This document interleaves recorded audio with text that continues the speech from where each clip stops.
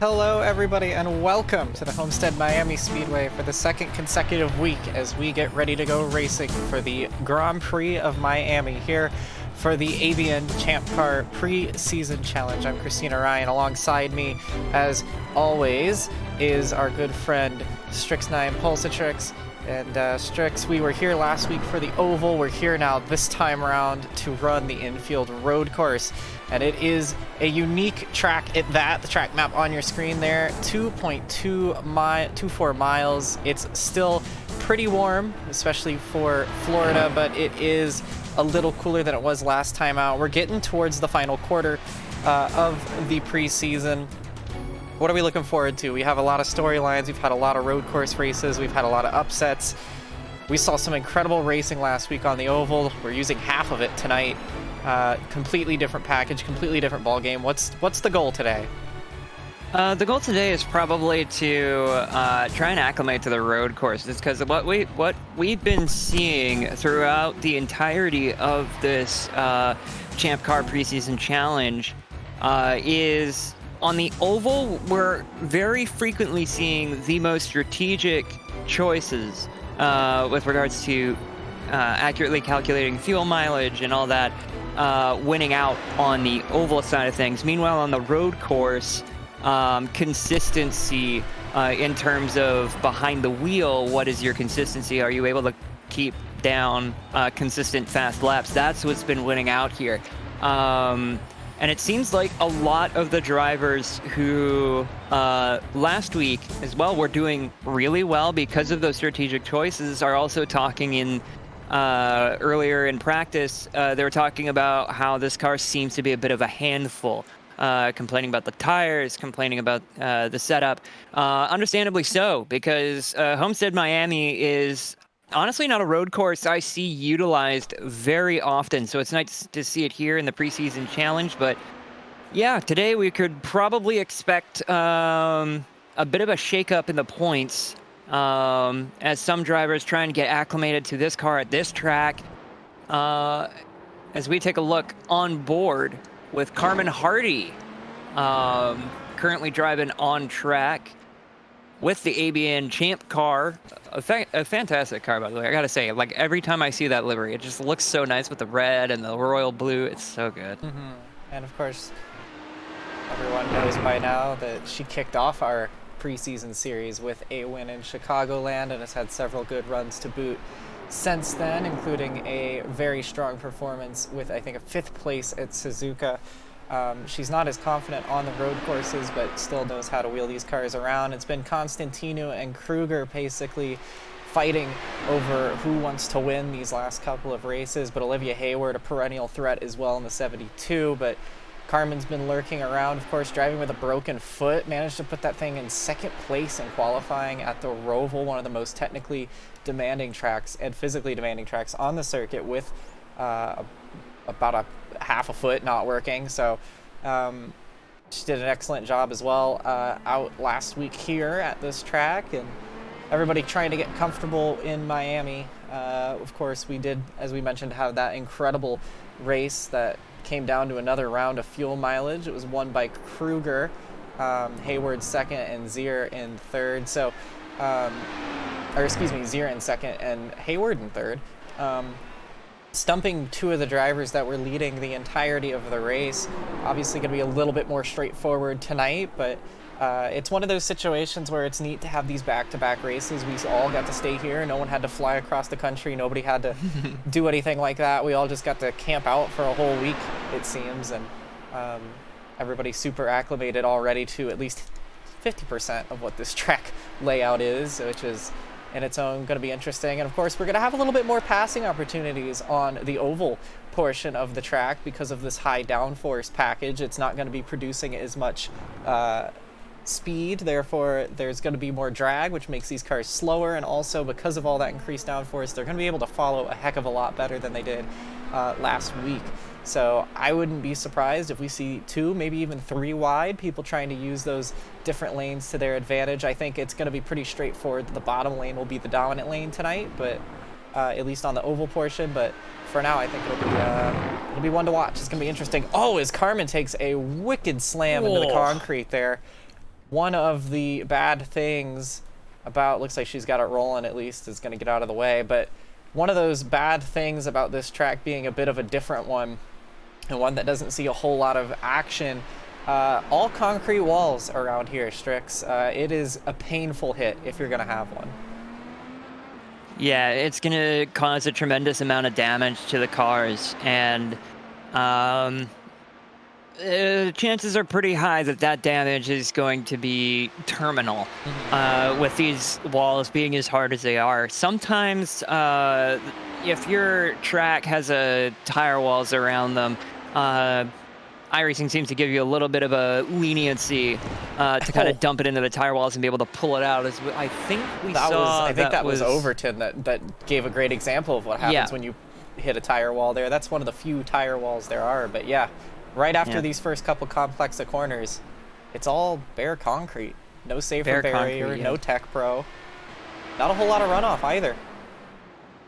Absolutely. And on top of that as well, one storyline I think we forgot to mention that was also kind of a little bit scary. Judith Cooper last week pulled off the track due to a... not necessarily a medical emergency. We thought it was at the time, but she was just feeling unwell. So she's back here currently, rallycrossing through turn 1. Well, you know, she's a dirt racer, so. Yeah. Get back to the dirt racing, but, you know, she even makes a comment over the radio talking about turning it into a rallycross course. But it's good to see that she's in high spirits. She was joking along with some of the other drivers here.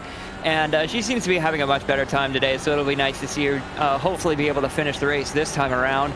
Of course, still being plagued with some of those issues she's had since a few weeks ago. But they seem to be passing, so it's always good to see when, you know, a driver is coming out of an illness and getting better and able to get back to form. Yeah, I was able to speak with her about it, of course, and I had spoken with her a bit about it beforehand. She's struggling with some medical issues, of course. It was, as you mentioned, quite scary to see her pull off the track, but talked to her after. It was very much a precautionary move, thankfully, and I think that is part of the reason why she's in the car now and able to just carry on. She knows where her limit is, and she's gonna rip it around until you know, she can't anymore. So she knows where her limit's at, and she's gonna make the best of it tonight. And she was doing really, really well early on in that race. So the confidence that she's had has been increasing lately, and I think that the performance is showing that as well. She's a little bit down on the leaderboard, but she's well into a competitive time. She doesn't need to gain a whole lot to start jumping up positions. So she's definitely in the periphery, and this is on a track that she doesn't have a lot of laps on, and it's also in a configuration that she's not super duper experienced with. The road course is a little bit of a challenge for her at times. Of course, she has a top 5 finish to her name at Chicagoland, and she pulled off some iconic gymnastics going underneath some cars at Dover. So the ovals have been a bit kinder to her, but this is going to be an interesting one to see what she can do. Hopefully she sticks around to see the checkered flag tonight. Absolutely. Do not count Judith Cooper out, because that that best lap time currently in practice, a 106.1, while it is just over 2 seconds slower than the current leader in the practice times, it's still definitely within the realm of making something happen and taking advantage of other people's mistakes. And that is, I think, one of Cooper's strongest suits is consistency, being able to just keep the car out there and be able to make passes, whether they're on track or off track due to other cars DNFing. But taking a look through the field as well, I believe Lee Overton is also out on track, currently stuck behind Zach McBride, the 46 car, going for a little bit of a spin, and Lee Overton goes around. Yeah, Lee Overton's had an up and down season. Not a whole lot of luck, unfortunately, for the leader of the Agent Inc. team, but does have a podium from Chicagoland to boot. So Started off strong and has had a lot of mixed results since then. But Whoa! ooh, he's gone for Keep her off the wall! oh, big nose into the safer barrier there. Thankfully, that is into the safer barrier out on the oval. It's not as violent as what we saw from Carmen earlier, but that kind of looked like what we saw last week with Kruger and Pelletier Sharp. Losing the back end there out of turn 4 seems to still be a bit of a trouble for some drivers, but yeah, Overton, definitely good to see him back in the car because he missed a week or two at some point. So I can't think for sure, but I think he was around for the race last week. But nevertheless, great to see him on the grid tonight. And for those that are just joining us, thanks everybody for joining. Want to thank Saxo Marimbus for the follow. Glad you are enjoying. Shaggy420 in the chat saying tonight's going to be fun. Absolutely, it's going to be a blast to watch tonight. And not only that, but we got to keep in mind that we're about to get things underway. We started just a touch later than usual, getting right into the prime time, right into the meat of our broadcast. There's only 4 minutes of practice left. Then we go into that 20-minute qualifier, and then we have a driver's meeting for 10 minutes, and then we get rolling. So we're not going to have to wait too much longer before we get some actual representative stats put on the board and some action underway. Yeah, this is always the most. This is always the. Thank you very much, the Giant O2, for banning for banning that word. That's going to be great. Yeah. Appreciate it. Okay, so we're not allowed to say the word lap starting now. Got it. So, anyways, several circuits. Several circuits around the course. But this is always the most. Personally, this is probably the most frustrating time for me as a driver, is when I'm sitting here and I'm in practice and there's just a few minutes left in practice, not enough to really set down some really hot lap times if you're in the pit lane, you know, and then you're just sitting here waiting for qualifying. You just want to get going. Yeah, you do, but you know what? This is one of those times where you're just putting down solid circuits. You're trying to get your lines perfected. You're trying to get into that kind of groove because quali you don't have a whole lot of time in quali to try and put in a heater. You need to, I mean, 20 minutes seems like a lot of time, but with the times they're running right now, 64-second circuits is definitely going to be, you could think, yeah, well, that's 20 laps back to back to back. We've done it again. There it is. That's 2 now. Whoops. It's 1 for each of us, but you could do 20 back-to-back like that, but it's slower. Obviously, you want to have those fresh tires. You want to burn that fuel off. So it's really the last 5 or 10 minutes that matter the most in qualifying, and you really, really need to push hard to put in those times. And this is the time to start making those really big attempts, those big swings, saying, you know, maybe I try to hold a lower gear through these corners. Maybe I try this one flat out, or I lift a little less, because you can afford to take that risk now and know and have that knowledge when you go into qualifying where it matters the most. Absolutely. Now, taking a look through the lap times currently at the moment. I said, it's all one word, isn't it? No, it doesn't count, right? It doesn't count. It counts. Oh. I'll tell you what, though, I just saw from Carmen herself, it's $2 now, $3 for charity already. I didn't know this was going for charity. I love laps. I love turning laps here. Yeah, I'll gladly pay. Okay, I'll actually try my best not to say the word, but I will donate to charity. Something like that. Don't worry, I got you. Goes it's only for charity for 5 anyway, minutes, though, so once we get started on quali, we're good to go. But all right, so as I was saying, though, for the best times around this circuit currently in practice, we have Emma Kruger on top with a 104.066. And then we have Chris Constantino with a 104.210, a little bit less than 2/10 behind.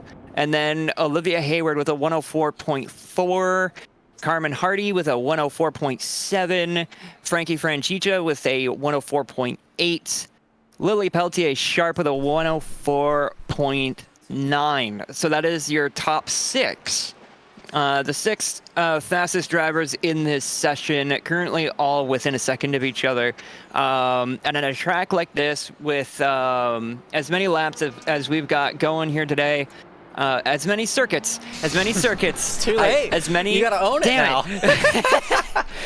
As many times around the course as we've got today, being within a second or being certainly within 2 seconds is still not necessarily slow.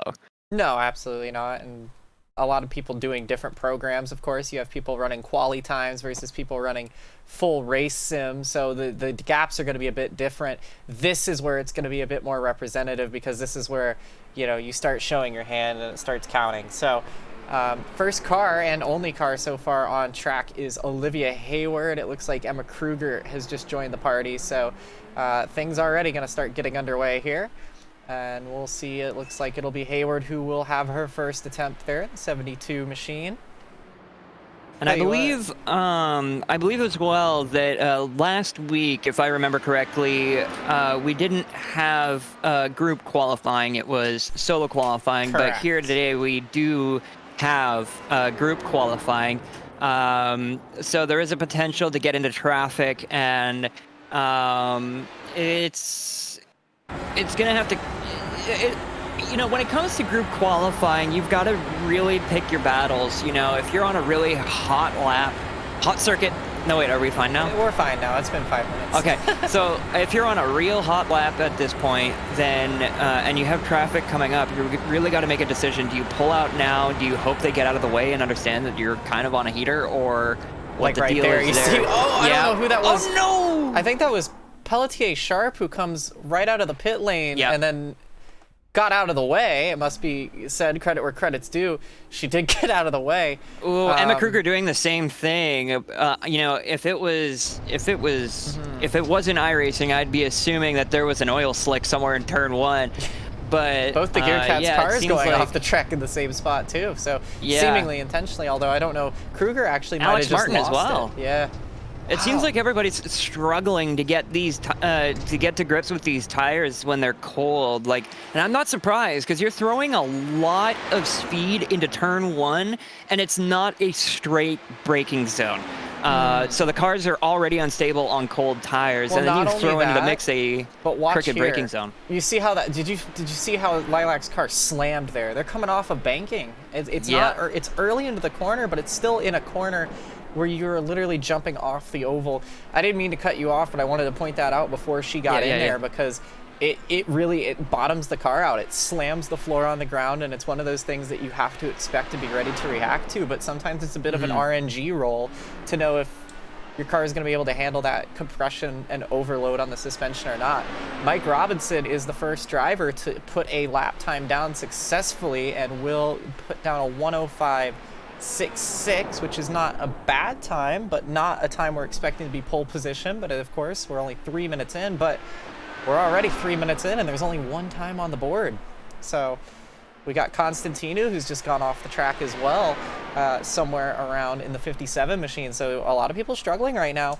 We're going to have to keep that in mind. Bajent comes out of the pit lane and goes straight off the track as well. So it's just going to be one of those situations. So as we pull up the track map, it's not that hot either. Zira now goes fastest as we see her put down a 105. That was Carmen Hardy pointing backwards. Bajent puts down a lap time, as does McBride, but it's only 89 degrees on the track temperature. It's really not as bad as what we're used to seeing on Floridian racetracks. So I'm almost wondering if they're too cold or not. But yeah, that is...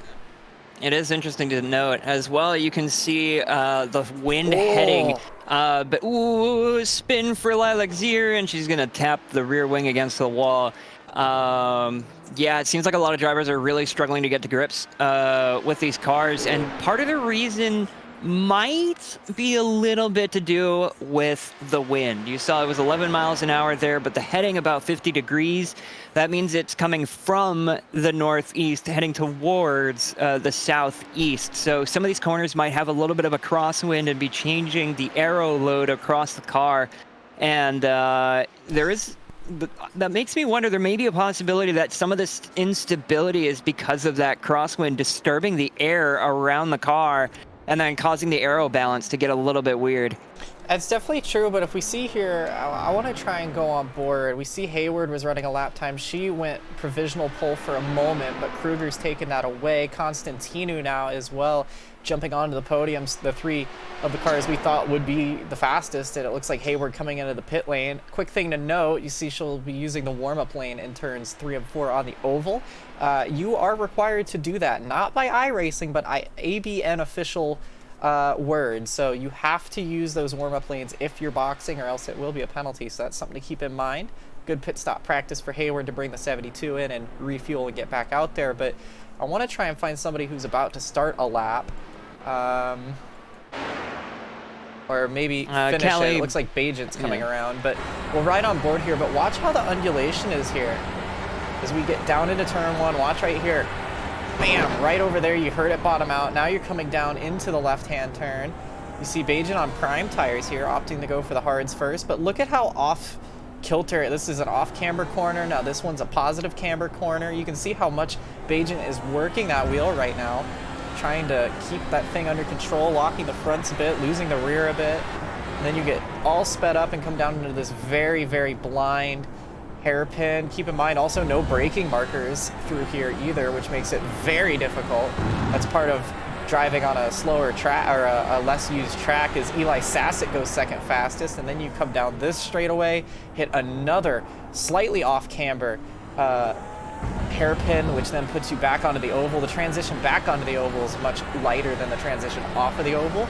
We'll see Bajent now. She's going to get right down there, and she's going to bring it down pit lane as well. So but that gives you enough of an idea. The rest of that, you can use your imagination, full throttle, pull the bottom, etc., etc., and then coming into pit lane. You can see how much she's working that wheel, even coming into the pits. So, yeah. It seems like this setup is a bit twitchy, and it gets really noticeable in the first sector where you know, you're coming into these really slow corners where there's not a whole lot of downforce on the car, and it's going to require a lot of very precise inputs on the wheel and on the pedals.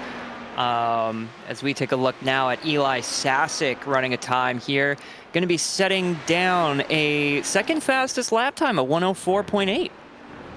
Yeah, it didn't seem to improve very much. It either matched or was slower than his initial time, and now he's going to go around and clip the tire barriers. But the Ascent Racing Team driver has a P2 from Rundskogen, which we remember was a very exciting race in itself. And Sassett looking to try and go toe-to-toe with Kruger, who is on our screen now, of course. We say it every week. The reigning Road Course Trophy winner for the ABN Champ Car Series, now finding herself once again atop the leaderboard. She's been on an absolute hot streak lately. She has been unstoppable in anything that she's gotten behind the wheel of. She's won pretty much anywhere in ABN competition for almost 2 weeks now. So she's not been the winner. She's been on the podium, of course. She won here on the oval last week. She comes into the pit lane now. So we'll see what she does tonight. Currently looking like she's a good candidate for pole position. So, ooh, locks that left front on the way in, but is going to get away with it. Into the pit she goes. Looking Emma at Kruger, of course. Emma Kruger, of course, one of the very talented drivers here racing in ABN leagues across multiple disciplines. Many talented drivers racing here on ABN, but especially today got drivers like you know, Emma Kruger, but also you got drivers like Olivia Hayward, you got Lilac Zier, Eli Sassett, another impressive driver here. But I think, in my opinion, one of the best things about ABN, and this is just my opinion, but it's the quality of the driving. From a driver's perspective, maybe that's a little bit contentious. Some drivers would certainly have opinions about that, but certainly from a viewer's perspective, from somebody like me who doesn't really race all that often and just recently started, you know, you get a lot of drama, you get a lot of very exciting races, like we saw last week with a lot of very good racing up at the front of the pack until the strategy came in, the fuel mileage came in, and then you got the true winners of that race who had just been, sitting back towards the middle of the pack and then just made the right call on fuel. But even here today, we've been seeing a lot of drivers get very loose in the first sector, and that's going to be causing a lot of problems. If there's going to be drivers who are going into that first sector as hard as we've seen them going during the race, that could cause incidents, and we could see some drama today. I certainly wouldn't bet against it.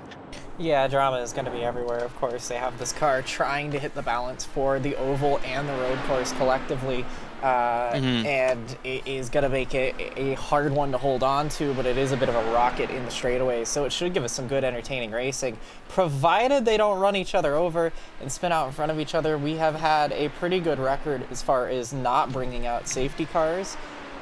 We did have one at Redskogen. I have a high feeling we might have another one here tonight, especially when these corners are so awkwardly radiused, and when one car spins in front of you, we've seen it already in practice. If somebody spins out of one of these hairpins, it is so hard to find anywhere to go, because your other options are driving into the dirt and hit those concrete walls on either side of you, or plow in front of the car in front of you, or smash the brakes, have everybody behind you run you over. So it's going to be one of those situations where you're just hoping and praying that we don't have somebody spin out early up or very high up in the field early on. But we're about halfway through qualifying here, watching Peltier Sharp run her lap.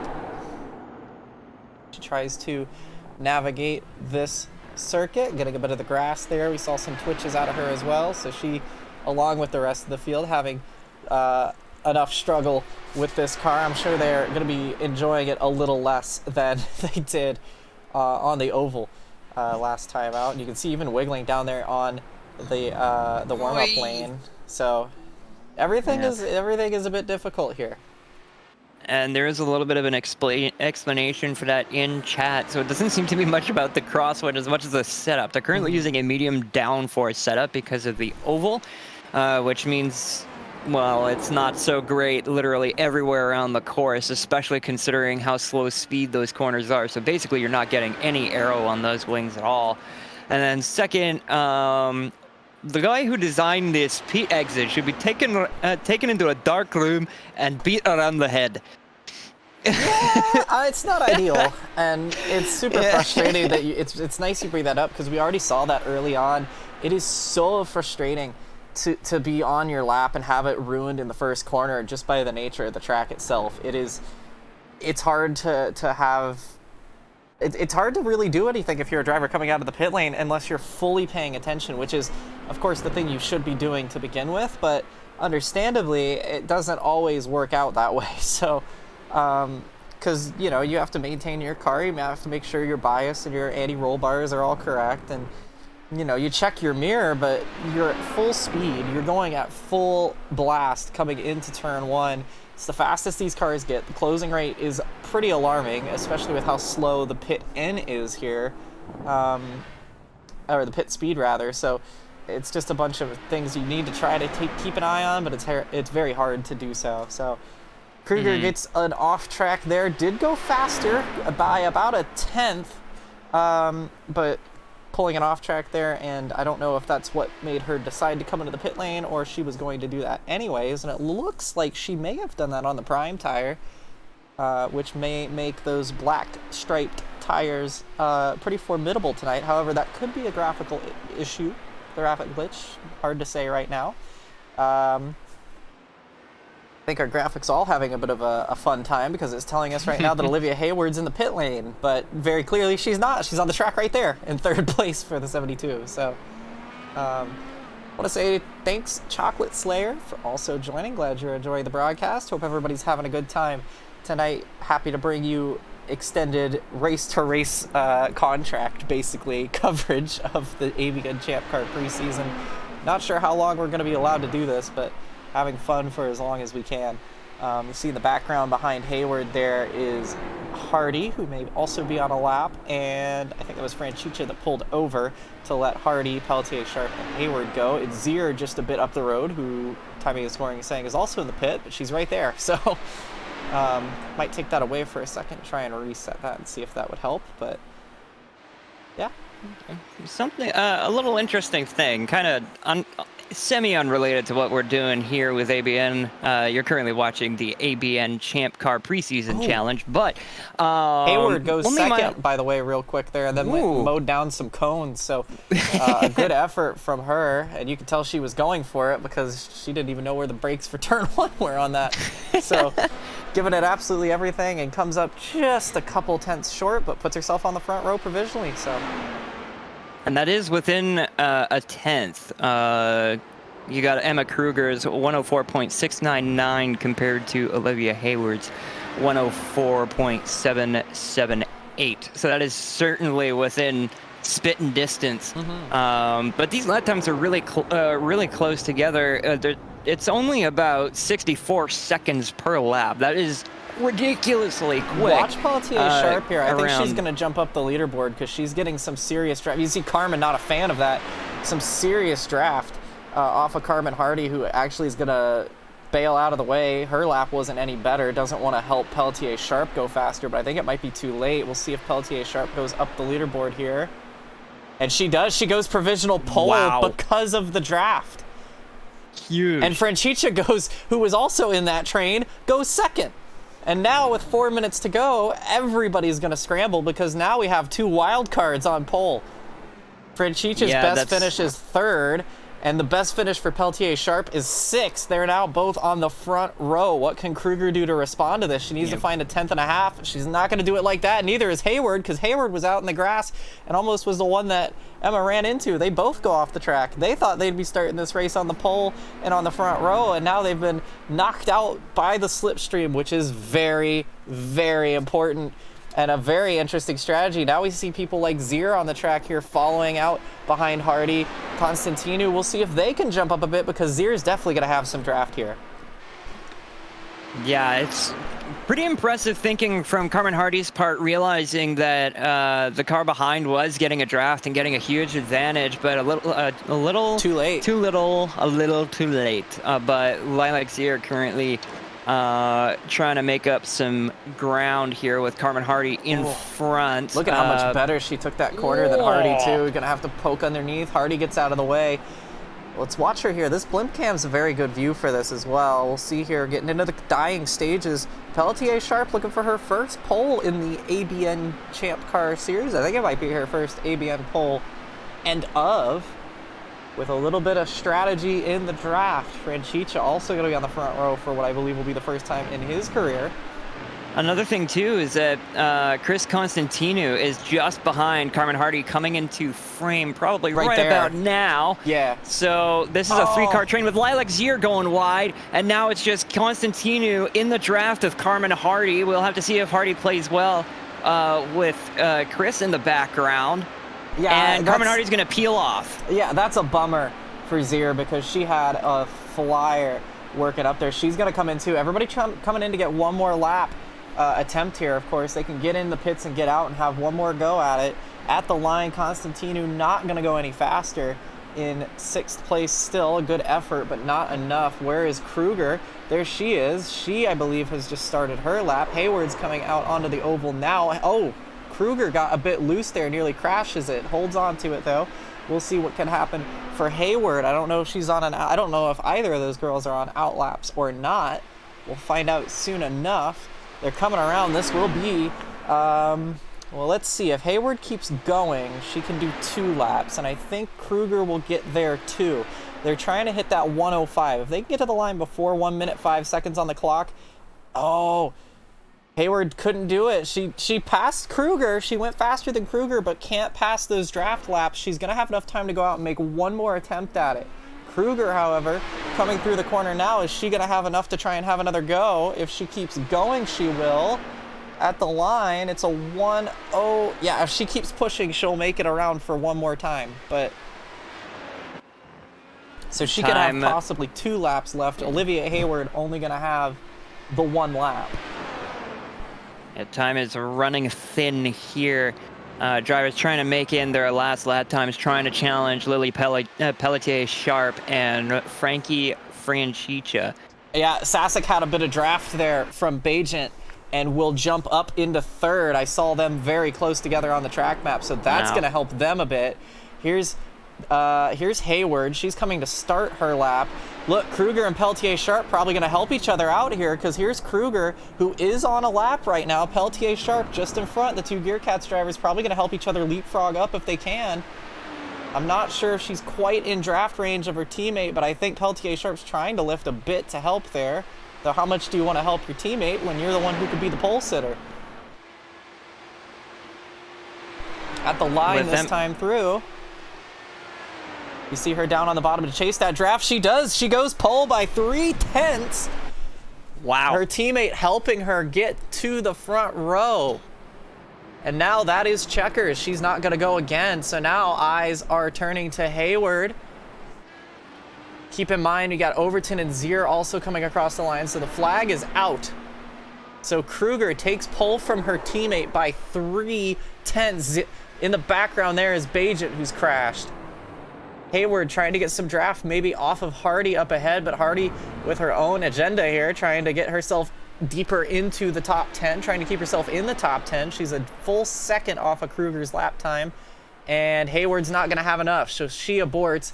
But Hardy got some draft, I believe, off of Alex Martin, if I'm not mistaken. We'll see if she can go any faster for Arrowhead. And she does. She jumps up into 7th place. So now Franchicha comes across the line. Will he jump up any further? I'm not sure that he will, because I don't think he had any draft. He won't. So Chris Constantinu, the last car with a lap. Kruger has a lap technically, but gave up on it. I don't think Overton hit the line in time. So can Constantinu go any faster? No, it's going to still be a P6. So Kruger steals Peltier Sharp's first potential pole away from her in the last seconds by drafting off of her. But it is going to give them a Gear Cats front row. It's going to be Franchicha and Sasek, two rookies, on the second row. And then Hayward and Constantinu, Hardy, Zier, Roberts and Martin. Then Robinson and Overton, Bajent and Mullins, Cooper and McBride. And that was an exciting end to a wild qualifier. Yeah, that was truly wild indeed. We saw just how huge that draft can be. Even though we're just driving the road course, it's still on that oval section so crucial to find a drafting partner in order to gather up that speed. And it'll be interesting to see how that plays out in the race. Yeah, absolutely. Well, with that being said, we are now in the warm-up section, but that means that we are about to have the drivers' meeting. So I am going to scoot my way over there and have a listen, as we have tended to do for a bit. I'll be back in a moment. Let Strix take a break, take a breath, and get some water. We'll be back in a moment with the pre-race rundown. But for now, the ABN drivers' meeting. Turn 1. Right. Turn 1's fucking. I love turn 1. Alrighty. So we're getting ready for drivers' meeting here. Let's see. Decrease. It's now 52 Celsius. Alrighty. Reminder to everyone on track at the moment, please make sure you're also in the Discord server for drivers' meeting. Thank you. Track is open for those that want to continue to practice.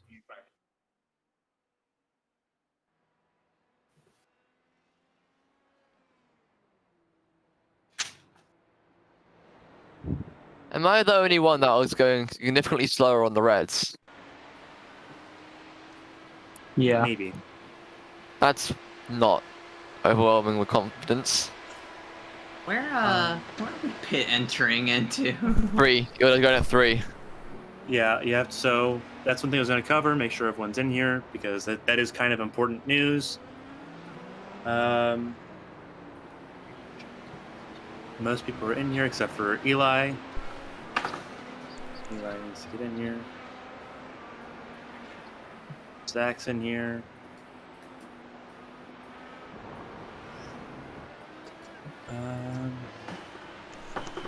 Alrighty. So everyone jumping in. I have a mention. Oh, it's a stream. All right. So, as people are kind of figuring out, you have to enter off the oval turn 3 to enter pit lane. That is an iRacing enforced thing. That's not on us. That's on iRacing. Also on iRacing, make sure you stay to the left of the yellow lines exiting pit lane. If you can, please be courteous and call out that you're coming out of pit lane. Typically, that's not an issue, but here it 100% is. Call out when you come out of pit lane, either via text or via microphone. Either or, just be courteous, let people know you're coming out. Otherwise, there will be accidents. This is a rolling start. It is a roval. Rolling starts are used for any rovals outside of Indianapolis.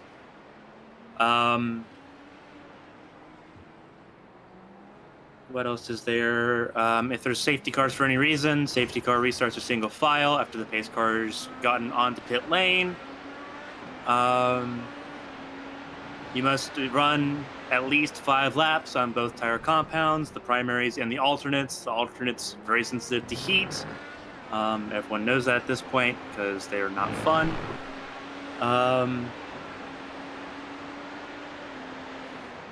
What else was there? I was going to have to go over. It is a tricky turn 1 and 2. If people want to start from pit lane, I don't blame you. There's no penalty in doing so. Just do what you're comfortable with, and just remember that it is going to be a very narrow start of the lap, so no need to push it when you got 61 laps to run. If anyone's got any questions, I'll go ahead and open up to the floor.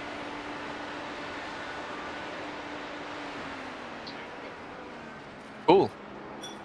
Wow. So are you sure we couldn't do Dirt Bristol instead? It's gonna be about the same amount of chaos. But it'd be fun. It's fun. Just again, reminder: be patient, be careful. This week has been rough. A lot of people have shown a lack of preservation. Please, just get the car home. It's been a rough couple days, so just get the car home and let's have a fun and race and actually finish the race. That's I think the big goal here. And don't speed in the pit lane. Don't speed in the pit lane. Yeah, 100%. Don't do that. I just sped in pit lane. Shit. Oh, you silly goose. Draft is going to be a big thing. Everyone's got 10 push-up passes for 20 seconds each. If you're using it on the backstretch going onto the oval, you will run out before you get to the start-finish line. Each push-up pass is up to 20 seconds, so make of that what you will. Pit window, for what it's worth, you're about looking at a little over a lap a gallon, so do that math in your head. Have fun. Big maths here. I can't do math. I failed math in 6th grade. What's a gallon? It is a unit of measurement used by some people. Yeah, about less than 4 minutes left in practice here. Again, practice is open. Practice pit entry, practice pit exit. But again, just be conservative on this first couple laps. Kind of get into a rhythm, and let's just race it out.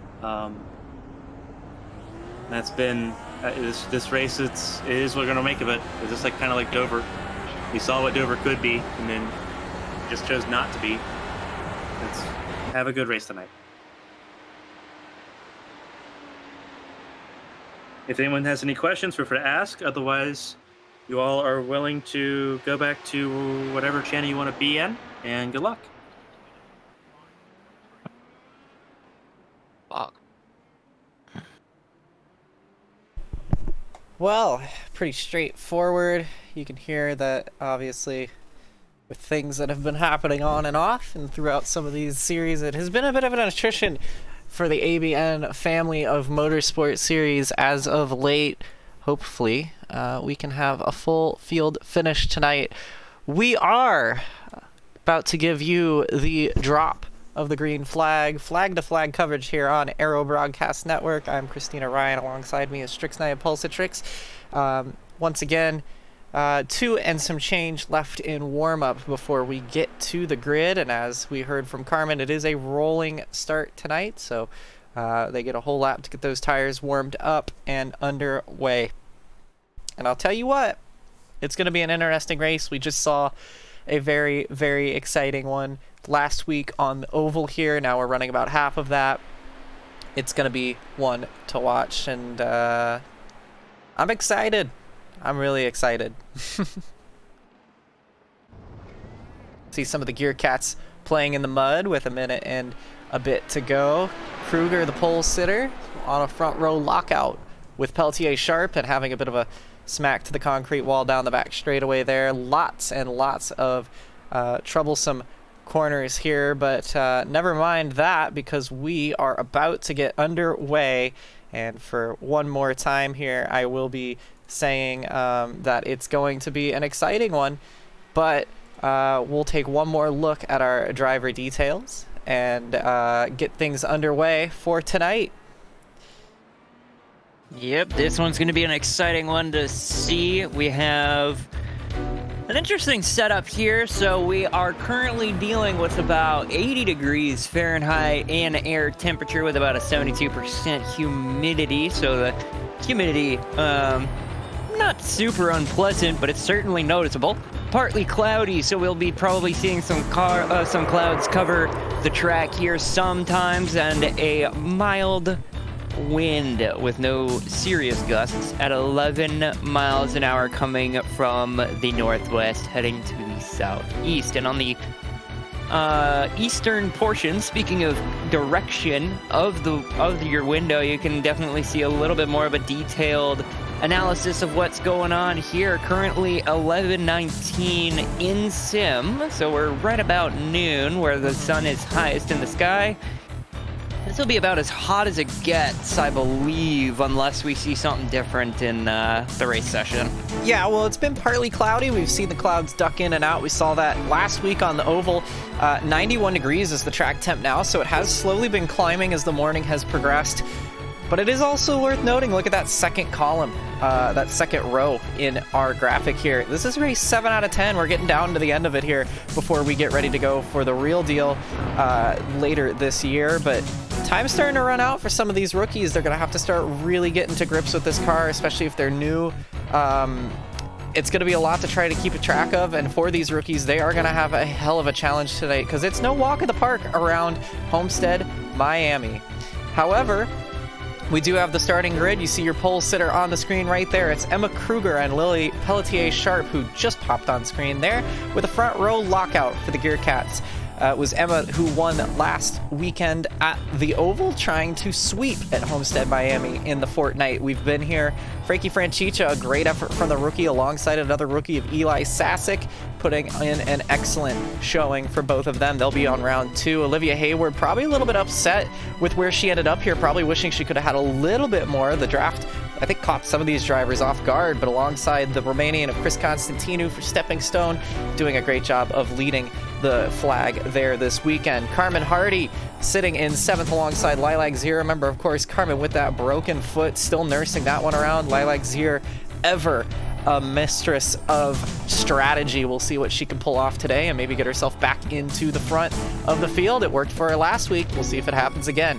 Bren Roberts and Alex Martin are going to be side by side just behind them. Neither of them have actually gridded up quite yet. But then we also have Lee Overton behind them. Mike Robinson just a touch ahead there. They are on that back row. We're going to scoot down just a little bit more and let you see the remainder of the field. We have Callie Bajent alongside Cliff Mullins. Bajent starting to get things going a bit there. Of course, she started the season a bit later than her teammate, Lilac Zier, but that team has one win to their name already. Bajent was doing quite well at the Oval last week until she ended up on the wrong strategy.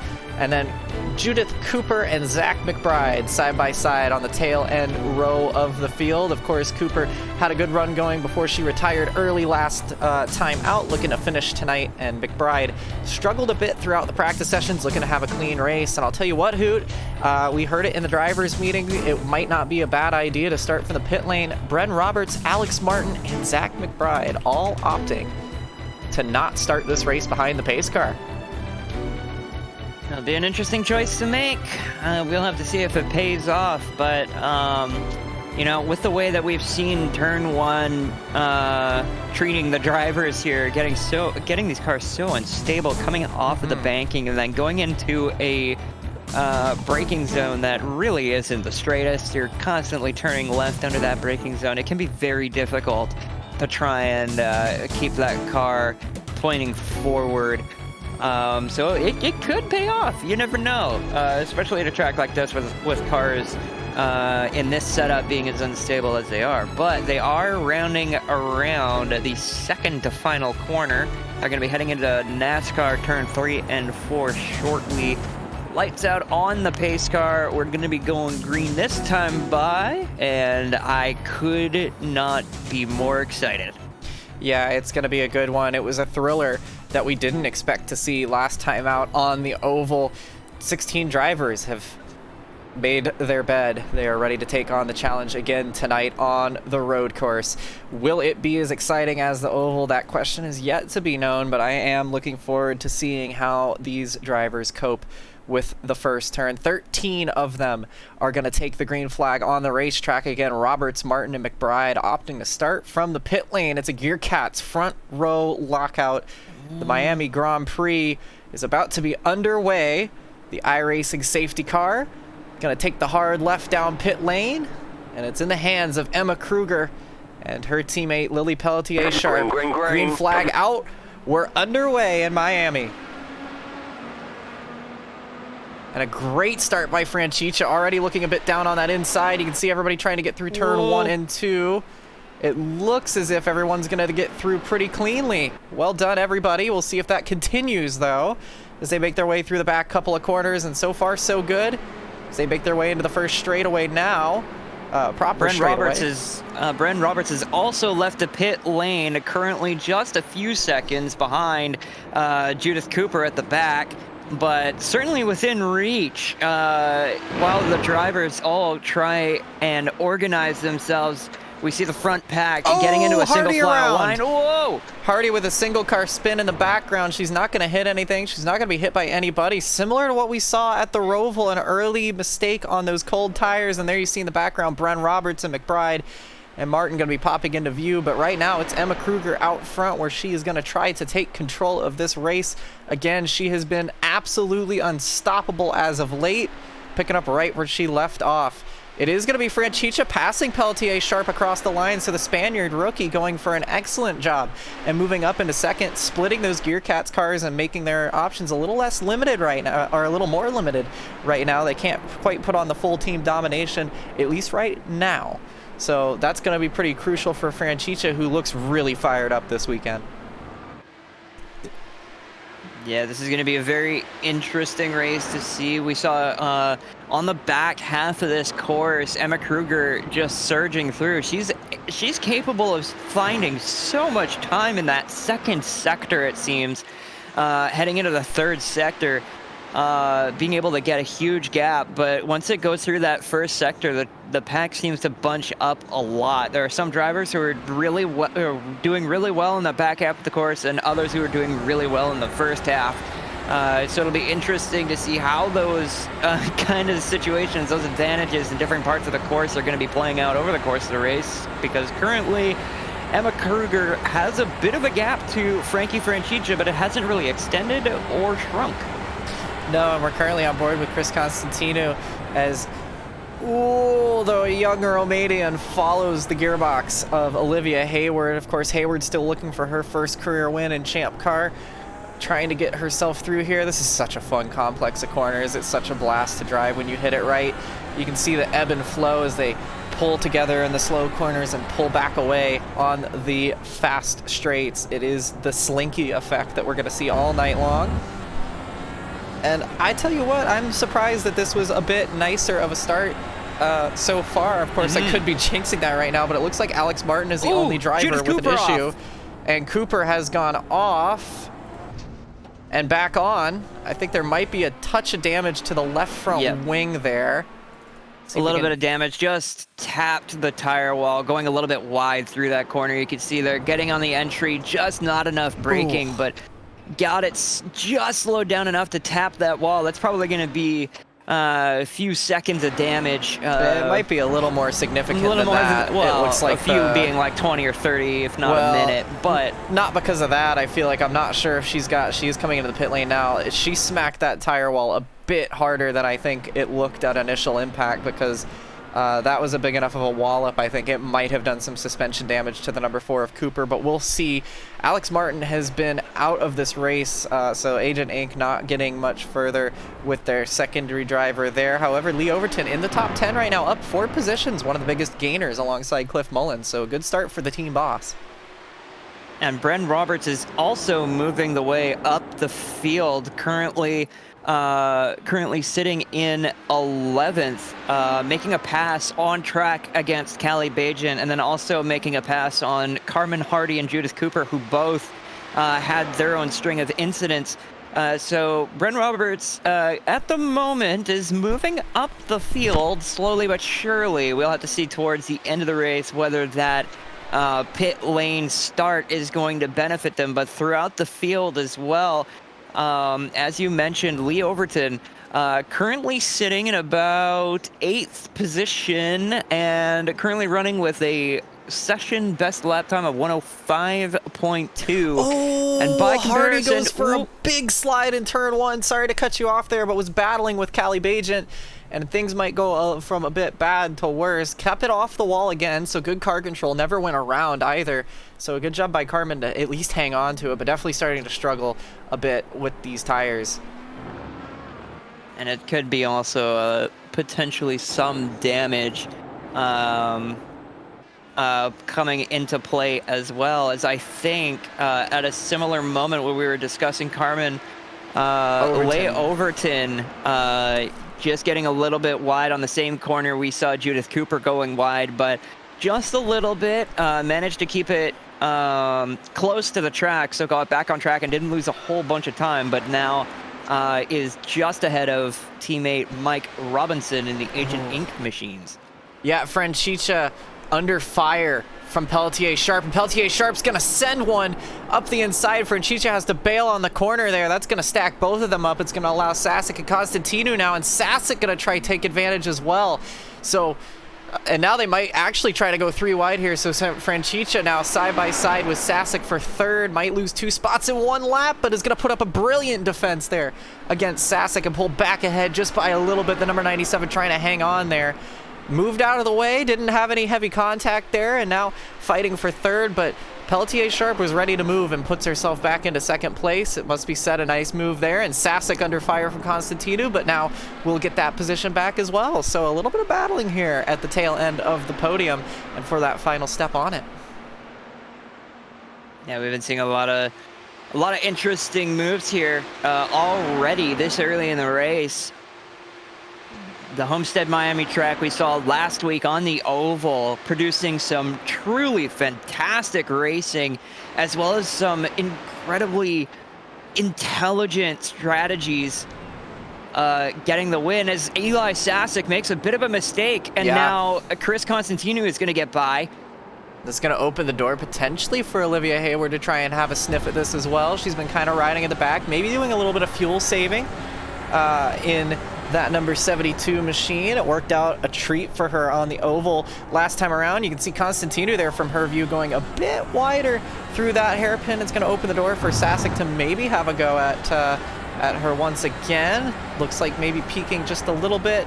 Not going to do it on this occasion, but now they're back under fire on Franchicha, who's fallen back a little bit as well. So Lee Overton's gone off the track again in the background and has lost a couple of positions, and looks like a couple more perhaps, so tumbles down to 13th, unfortunately. This is going to benefit Bren Roberts, though, who had an off and on and is going to make a gain there as well. So Franchicha, though, really under fire right now in this 97 machine.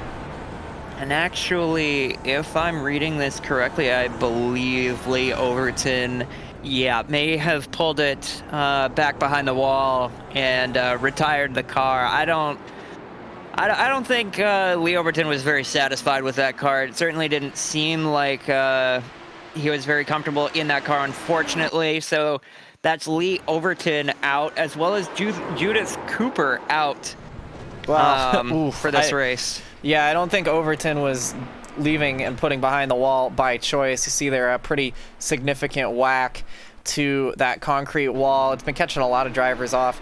Just a little too much rotation and loses the rear. It does a good job of trying to hang on to it, but just runs out of racetrack. Smacks that right rear, and you can see visibly that that car is pretty well destroyed. So unfortunate for sure, but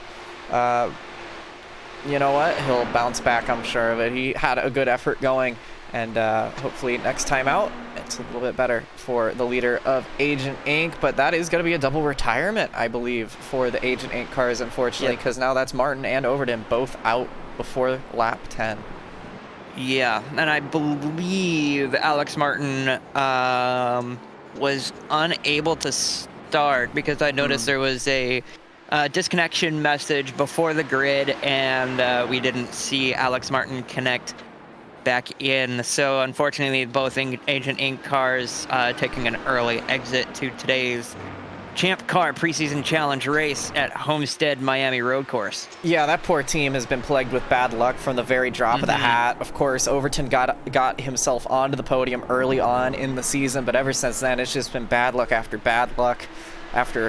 performance that shoulda, coulda, woulda. But of course, now with a DNS and then a small mistake from Overton really costing there, it's just so unfortunate because there's very quick race car drivers. They just need to have a little luck on their side for a week or two, and we'd be interested to see what happened. What's interesting to see what's happening now is Constantino. When we were talking about what may have happened to Overton, we saw on board with Franchicha, who's fallen another couple positions. Oh, Sasek off in the background. He's gone off into the dirt. He's not going to hit anybody, but he's going to lose position to both Hayward and to Franchicha, and couldn't get it back on track for the second corner, so going to lose a heck of a lot more time. Now under fire from Zier, but we saw a lot of passes being made on Franchicha.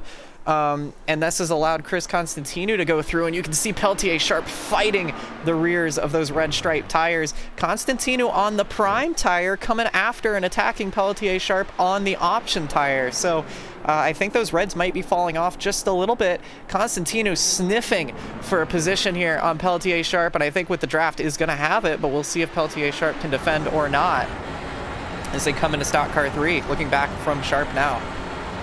The ideal line around here is going to be the inside line, but if you gather enough of a run, you could probably make it. Oh, Chris Constantino thinking better of it at first, but now getting alongside, heading into turn 1, a very fast left-hander.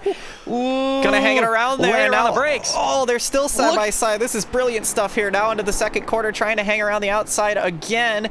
Looks like she's been getting a bit better acceleration than Lily has. They're still side by side as they come out of turn number 3. Lily's going to hang on for just another moment, but Constantino not giving this one up yet. Still just barely sticking a nose in there and into the hairpin. Still side by side. Peltier Sharp trying so hard to hang on those fading tires. Constantino putting up an excellent effort, and she gets a little bit loose. And the Romanian and the French driver going absolutely ballistic here for the battle for P2, and it's still not over yet because look at this. Constantino gonna have the outside line, should get a little bit of momentum here, but still gonna be stuck on the outside. They both get loose. Peltier Sharp gonna have to give that one up for just a moment, but now is gonna have all that slipstream down into the oval portion, is gonna have a chance to go at it again. So this isn't over. Absolutely not. Lily Peltier Sharp is going to be looking on the outside. They're going to be side by side for T1 once again. Heading Opposite into T1 rolls. that Peltier she tried to hang on the brakes. Look at this dedication from both drivers. None of them giving an inch to each other. And now Peltier Sharp overdriving and off.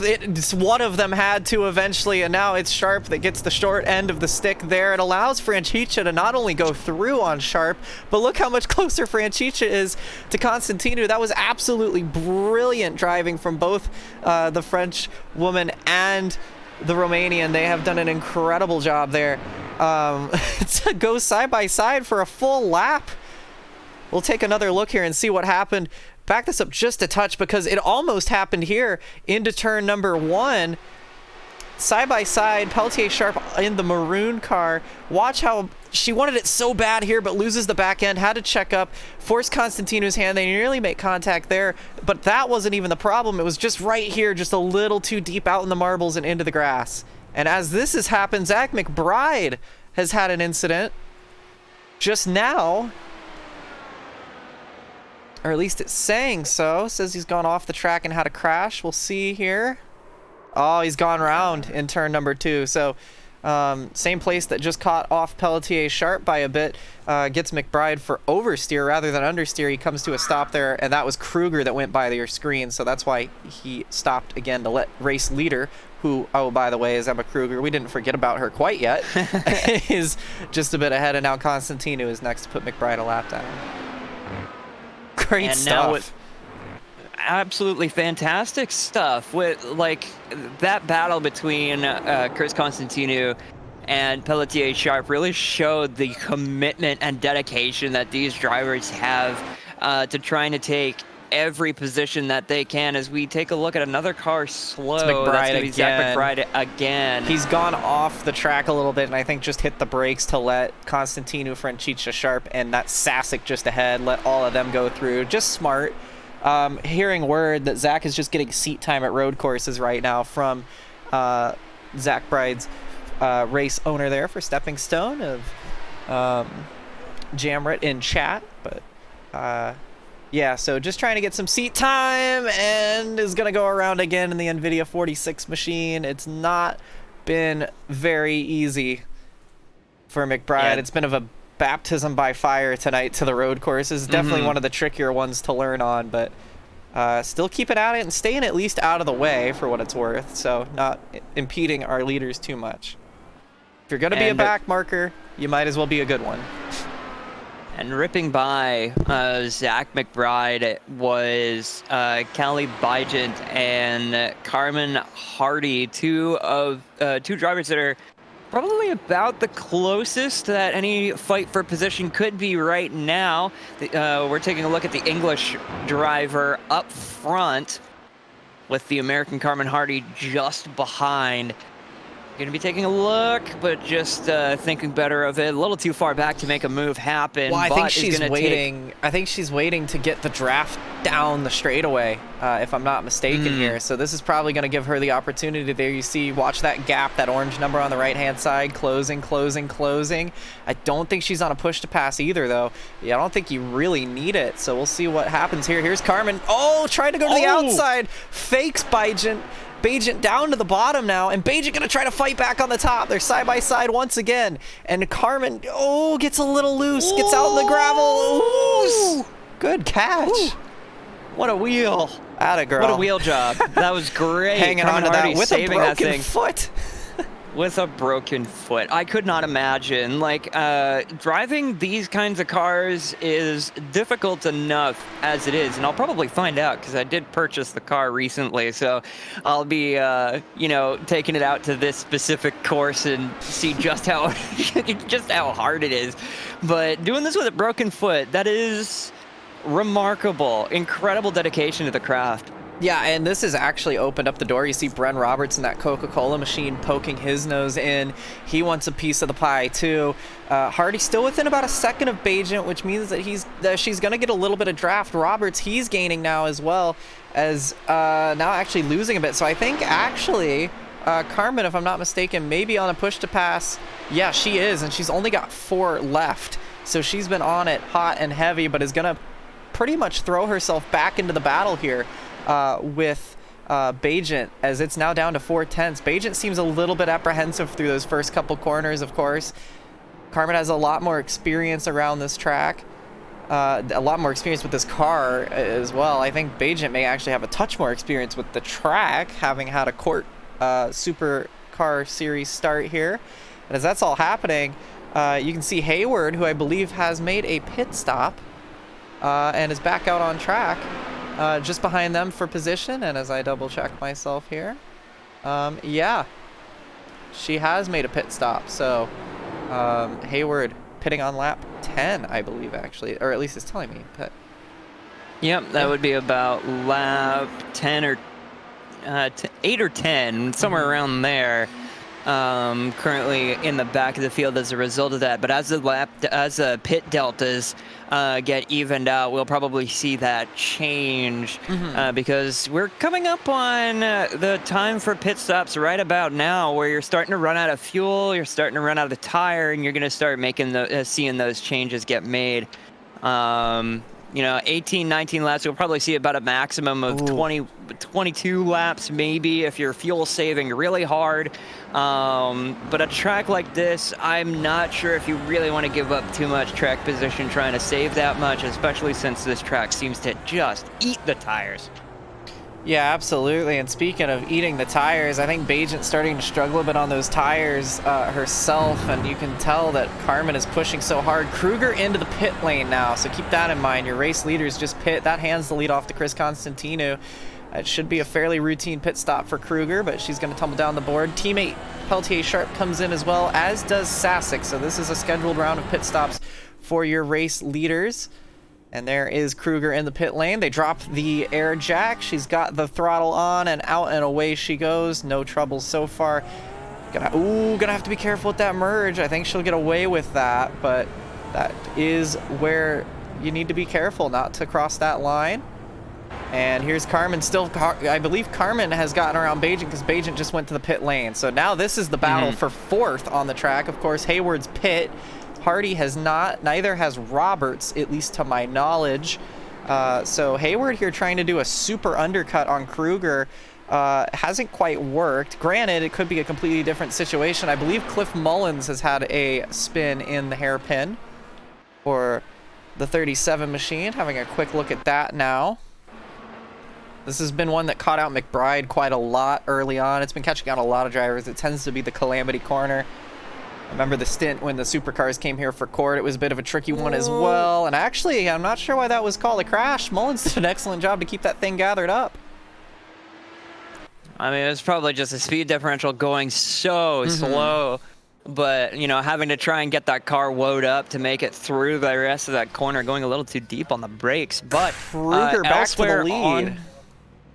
Emma Kruger is back to the lead now, and we're Hayward, also though, seeing a battle between Eli Sasek and I believe that's Lily Pelletier Sharp, currently going side by side heading into turn one. Yeah, it's nothing that Lily's too afraid of, though. Oh, she gets loose and spins, and Pelletier Sharp's gonna slide and come back into Sasek. I can't believe they didn't touch each other, but they both spin. Irregardless of each other, they both go off the track. They're going to lose a heck of a lot of time. I don't know how they didn't touch. I'm not sure if Pelletier Sharp hit the wall or not either. That wing looks okay on the number 18, but they both lost it somehow. And by the way, they both spun, no damage. Worth noting, Olivia Hayward is not far off of Chris Constantino after that round of pit stops. So the undercut didn't get her to Kruger necessarily, but it did get her into the fight for another podium. And let's take another look at that. My gosh, that was exciting. Not for the right reasons, though. Yeah, they're going to be taking it side by side into turn one. Eli getting a little bit loose first, and then on the outside, Lily getting loose, and then Eli on the turn two entry getting loose. Like, yeah, Lily these cars are just lost wrecking loose all the time. Well, Lily lost it on the transition. We'll watch it here from the roll bar cam. Sasek trying to defend. You're going to see Pelletier Sharp maybe poke in from the back. No, not quite. This was completely separate. Sasek just losing it in turn one, and oh, hello. That has got to be so spooky. I've seen multiple crash compilations where drivers will spin around, get thrown on the grass, and then spit back out on track. And those incidents are always the scariest. They can always have the heaviest impacts, but both drivers lucky to just narrowly avoid danger and keep the cars clean. Goodness. I think that's, isn't there an old clip about some old drifters? And I think that's where the iconic safe came from. No contact. And they both keep it going. And look, they're not far apart from each other. They're just fighting for sixth now instead of for fifth. So I believe Zier wins out on that one and got some positions. I think Franchicha jumped up when that happened as well, because Franchicha was in the pit lane as that was going on. So Hayward now trying to chase down Constantino. and try and go after second place. Franchicia just a bit behind. Things starting to spread out a little bit as we're now a full round of pit stops through. On your screen, the numbers representing the position. So that red dot with the 1 is Kruger. Just behind her is 12th place of Cliff Mullins. And then you can see where Constantino and Hayward are, and they've got some distance over Franchicia, who we're looking at right now. And that's McBride in between, who I believe has just gone off the track again, and he has. So still hasn't caused any issues for anybody else, but it is a interesting welcome party to the road courses on ABN. You can see with 5th, 6th, 7th, and 8th all in a gaggle behind.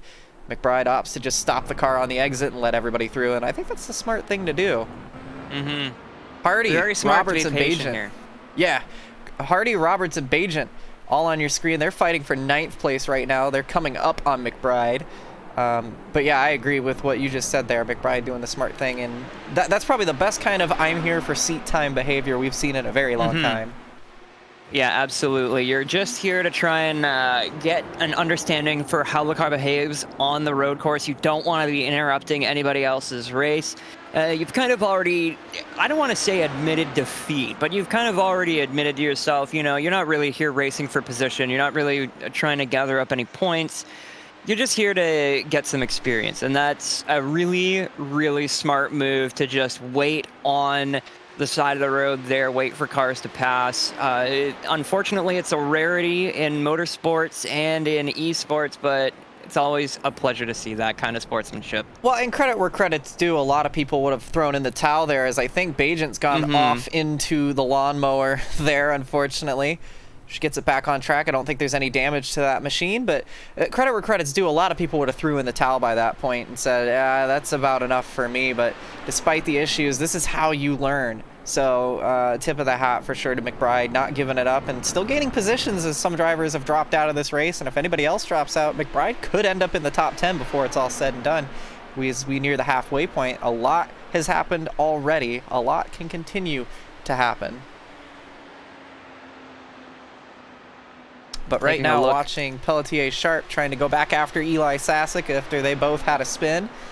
Mike Robinson, it must be noted, up 4 positions, doing brilliantly in 7th for the rookie in the number 26 machine. He is in the periphery of this battle. There you see him just behind. He's on the battle box there, and Lilac Zier nipping at the heels of these 3 as well. So we watch this one continue to develop. And out front, you can see that number 1 car on the oval portion. You just saw actually flash across your screen, and right there, that little red flash, Emma Kruger setting sail. See you later. It's fair to say the entire top 3, and with benefit to Franchicia. Also, Franchicia, the whole top 4 has just pretty much left. They're all on their own islands.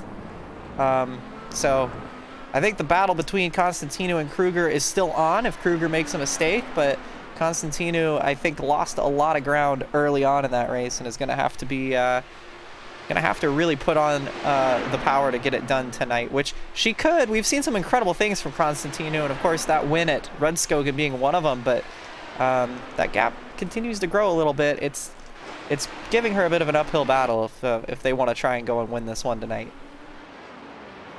Absolutely. Another thing to keep in mind as well is that Emma Kruger currently sitting in first place. Best lap of the session, best lap of the race, a 104.954. Not necessarily the best lap out of everybody. I believe Lily Pelletier Sharp would have the absolute fastest lap, probably sitting in the draft. Or no, that would be Frankie Franchicia with a 104.5. That being said, though, Emma Kruger sitting with 10 push-to-passes left, the most out of anybody else on the field, and she's sitting in first place.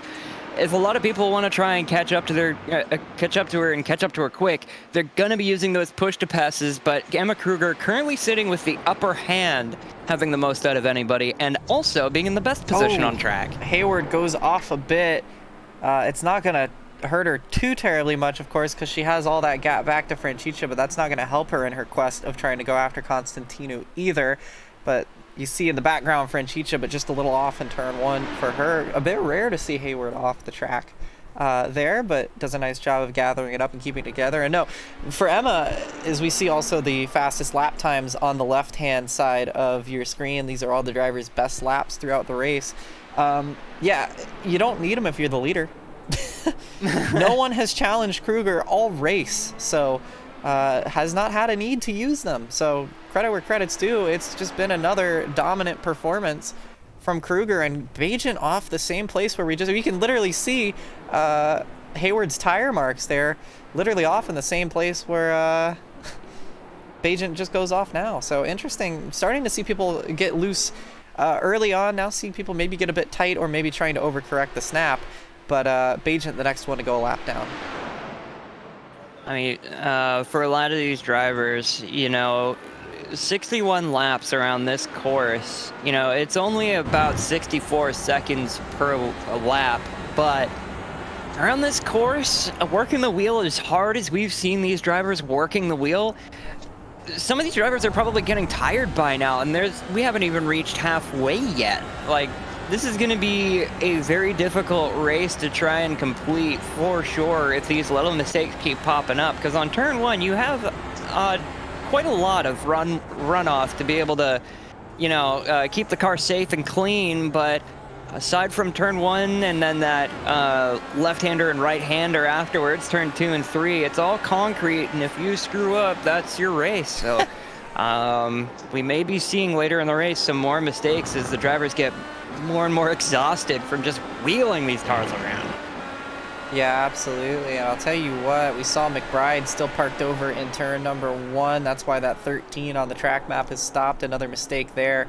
But keeping out of the way of the rest of the field is this battle between Hardy and Roberts seems to kind of have a little ebb and flow to it. It heats up every once in a while and then calms down, similarly to the Pelletier, Sharp, and Sasek battle, but it looks like it's very much on right now as these two are ready to go at it for round number 2. Hopefully this time they both keep it pointed in the right direction, but it's been a good bit of fighting for Pelletier, Sharp. Some really good racecraft on display tonight.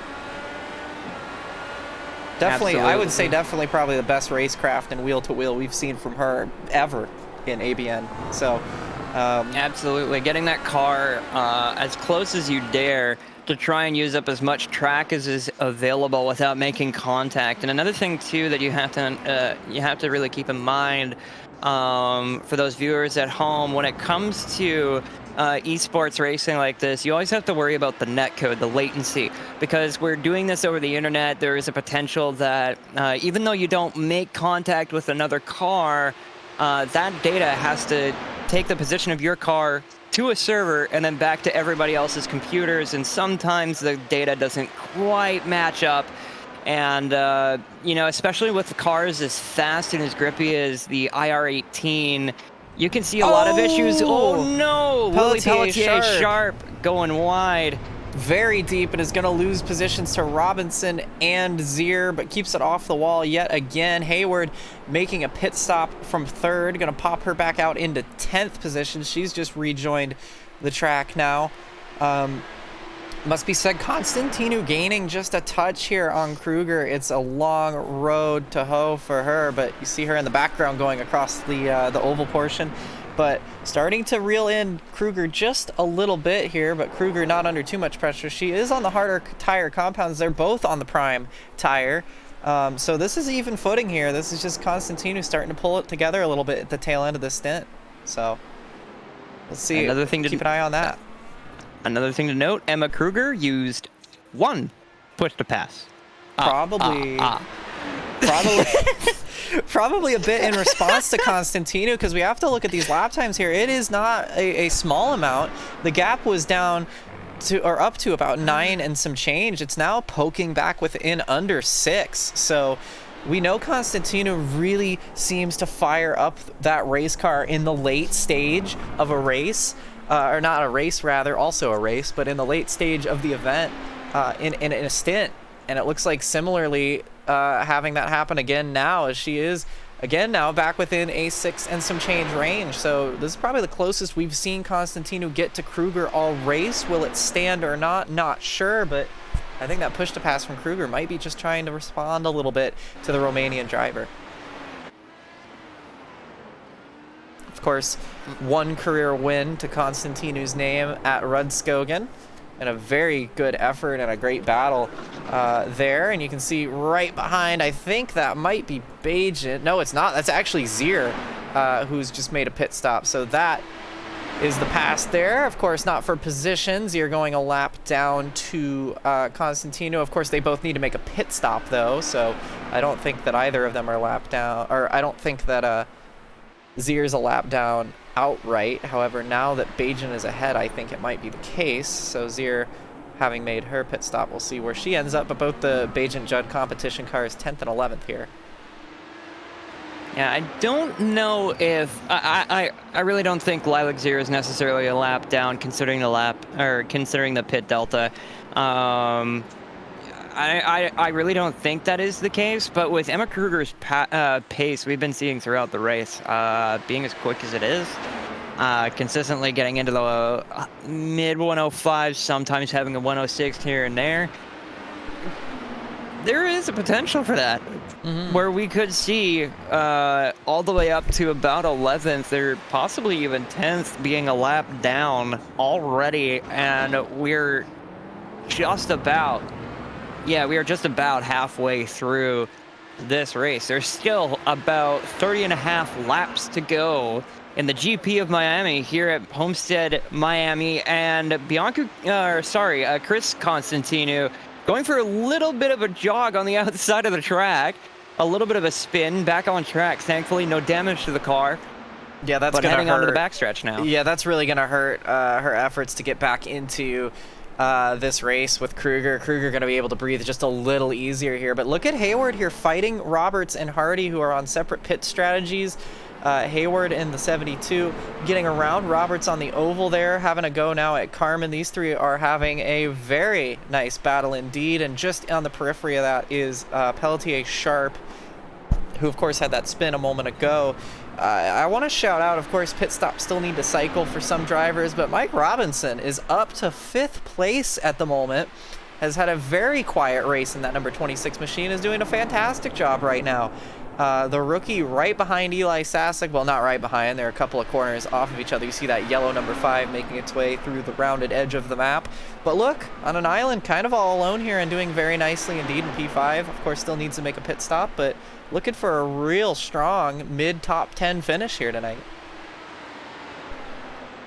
Yep, that'll be a fantastic thing to see as we're taking a look through the field. We've got a car going on the inside into turn 1. I think that was Hardy Carmen Harvey getting by passed. Hayward. So it was Hayward around the outside into T1. Of course, Hayward on those fresher tires. Remember, she made a pit stop.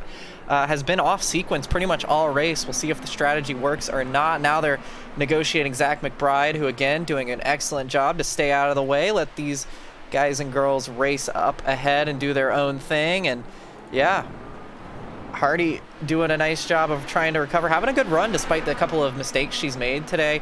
But Hayward and Roberts right there. You can see just in the background is Pelletier Sharp in 9th place. So, oh, and McBride's gone off. I wonder what just happened there. I think probably I would imagine trying to let Pelletier Sharp go. And may have just driven himself off the track here. Let's see. Oh no, just lost it. So an interesting little dynamic there, but gets it going again, and we'll be good to go for the balance of that. Cliff Mullins coming out of the pit lane. Haven't talked much about him. Having a good enough run, trying to stay with Callie, Bajan, and Zier and have a fight with the Bajan-Judd cars, but is about a half a lap behind. So not sure if that Liquid Death machine will get much more out of it tonight, but hanging in there and keeping the car clean, which is the most important thing so far. And about to go another lap down to Kruger, though, as you can see on that relative box. Not a whole lot more. But just trying to keep that thing clean. If anything happens in front, might sneak back into the top 10. Anything is possible because we still have quite a lot of time left in this race, and we've been noticing all these small mistakes that many talented drivers on this roster have been making. Quite a few of them have been through the turn 1, 2, and 3 complex, driving a little bit too wide, driving the car into those corners a little bit too deep. As we take a look at Emma Kruger currently going down pit lane and is going to make the pit stop. That stint about 16 laps long, and this one's going to be taking about 30 seconds, about 30 to 33 seconds in the pit lane to get that car all fueled up, tired up, and then ready to go and out the door. Yeah, trying to take a look here. Carmen Hardy went off the track as her fight with Bren Roberts continued to escalate through turn 1, just a little bit too hot into the second phase of that corner. Nothing too serious, but unfortunately probably frustrating for her because she had just gotten around Bren Roberts, and as soon as she does that, gets that repass done, goes off the track just a bit. But yeah, here is Kruger, and actually here is Franchicha in third, who is going to get right up on the back of Kruger here. So this is interesting. I think this will be. Franchicha still needs to make another stop, I believe, of course, but to be in the range to kind of see if he can do anything to Kruger is going to be interesting. Yeah, currently Chris Constantino currently sitting on the lead right now, keeping the seat warm for Emma, presumably. 16 lap stint so far. Frankie Franchicha, same story, 16 lap stint, still yet to pit, but that's probably going to come in the next 2 or 3 laps or so. Yeah, Callie Bajan also, excuse me, also taking the pit lane. Going to be taking some tires and fuel. Eli Sasek going into the pits as well. This is one of these things that amplifies the little mistakes that Constantino may have made in this last stint, as Sasek also comes into the pit lane now from 4th. Look at these lapped cars just ahead of Constantino. If she had the free racetrack to start running a bit more, if she had that clean air, she could get away from Kruger just a little bit and try and gain some positions there. And I think we've had an incident here with Carmen Hardy. What's happened to Carmen? It looks like a warp to the pit lane, so I think something has happened here to Carmen as it looks like coming down the access road on 3 and 4. Let's see what's happened here. Oh, comes in too hot. Oh my goodness. Jesus. And that's Pelletier Sharp, who just saw that happen in front. Thank goodness they have those attenuators at the end of pit road to prevent a worse thing happening as Constantino pits on the live pictures. But gonna ride on board here with Pelletier Sharp. This is gonna be violent. Watch the dot up ahead. That's Carmen Hardy coming into the pit lane, coming in too hot. And into the pit lane. And goodness gracious, Pelletier Sharp almost plowed right into the back of her. If that doesn't tell you how slick it is trying to get on and off pit lane, I don't know what will. Oh, Emma Kruger's off. Oh, Kruger's off. Almost touched the tire wall, kept it out of the tires, I think. Maybe a tiny little bit of damage on the front wing. That is going to cost her a lot of time, though, because that's going to open the door for Constantino, and you know Constantino is going to run with that. We'll take another look and see what happened there. Things all starting to pop off here. The clouds have come onto the racetrack. That cost her a lot of time. That was a tremendous amount of time lost, but something to keep in mind as well. Currently, did have 9 push-to-passes and now trying to use them to try and catch back up, not only to Frankie Franchicha, but get out of Chris Constantino's sights. Yeah. I'll tell you what, take another look at this here, because I wanna, this is what makes Emma Kruger such a good race car driver. Watch, this car never comes to a stop. Watch how quickly she throws it in reverse.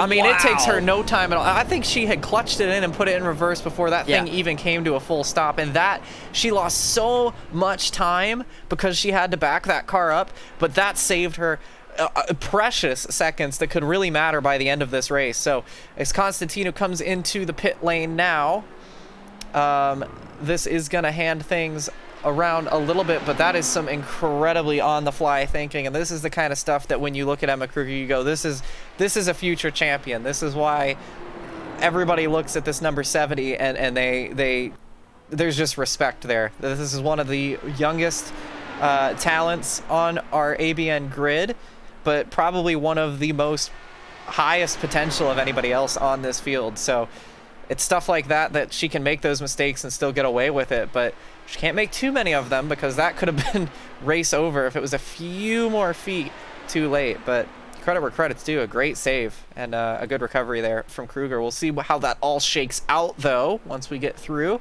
the final round of pit stops. Kruger currently leads by a wide margin over Francica. Constantino, I think. I'm not sure if Constantino had a issue because now she's a full lap down and has fallen quite a ways down the leaderboard. So I'm not sure what's happened to the 57 machine. Maybe making one more pit stop here. I'm not too sure. I think Pelletier-Sharp may have had an incident as well. Coming out of the pit lane. She had just made her pit stop here. And on the cold tires goes off the track. Same place she lost it a bit earlier, a couple times, and then she's gonna, woo, good job saving it. They're right in front of her teammate. Actually, is this what transpired? Because right after this we're just gonna let this roll because just down the road here, right after that happened, her teammate goes off the track and had her moment. So, oh my goodness. So Gear Cats in the space of about a half a lap both go for some rallycross.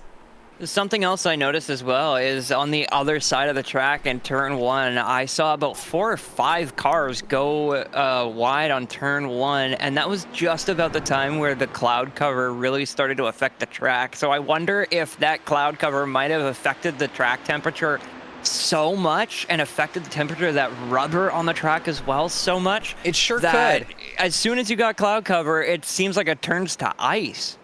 Yeah, it could be a possibility, although the track isn't going to cool off too much, but it could be something like that as we see the battle for second place between Hayward and Francica.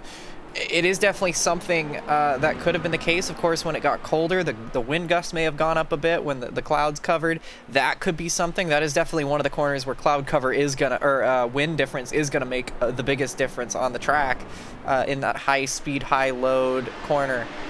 So it's going to be interesting to see. We'll keep an eye on that and see if it gets cloudy again, if similar things happen. But I think in the case of Pelletier-Sharp, it was just coming out of the pits on cold tires. But in the case of what we saw with Kruger and others, I think it could be the case. But cloud cover coming on the track again now, so we'll see what happens. And also a quick update on what happened to Constantino. And pretty much ended her bid for the race win. Let go of the pit limiter just a bit too soon. Speeding penalty, and yeah, that'll stick a fork in your turkey. Oof. So let's see here, side by side. Hayward really let that go. I think Hayward may have brushed the safer barrier just a touch there, but they both get through that corner pretty nicely. But they both got through there this time. Here comes Sasek, gets through nicely. Mike Robinson looking at a real chance for a top 5 here. It looks like they're all getting through okay, so I think it might have just been a coincidence, but we'll keep an eye on that throughout the balance of this race.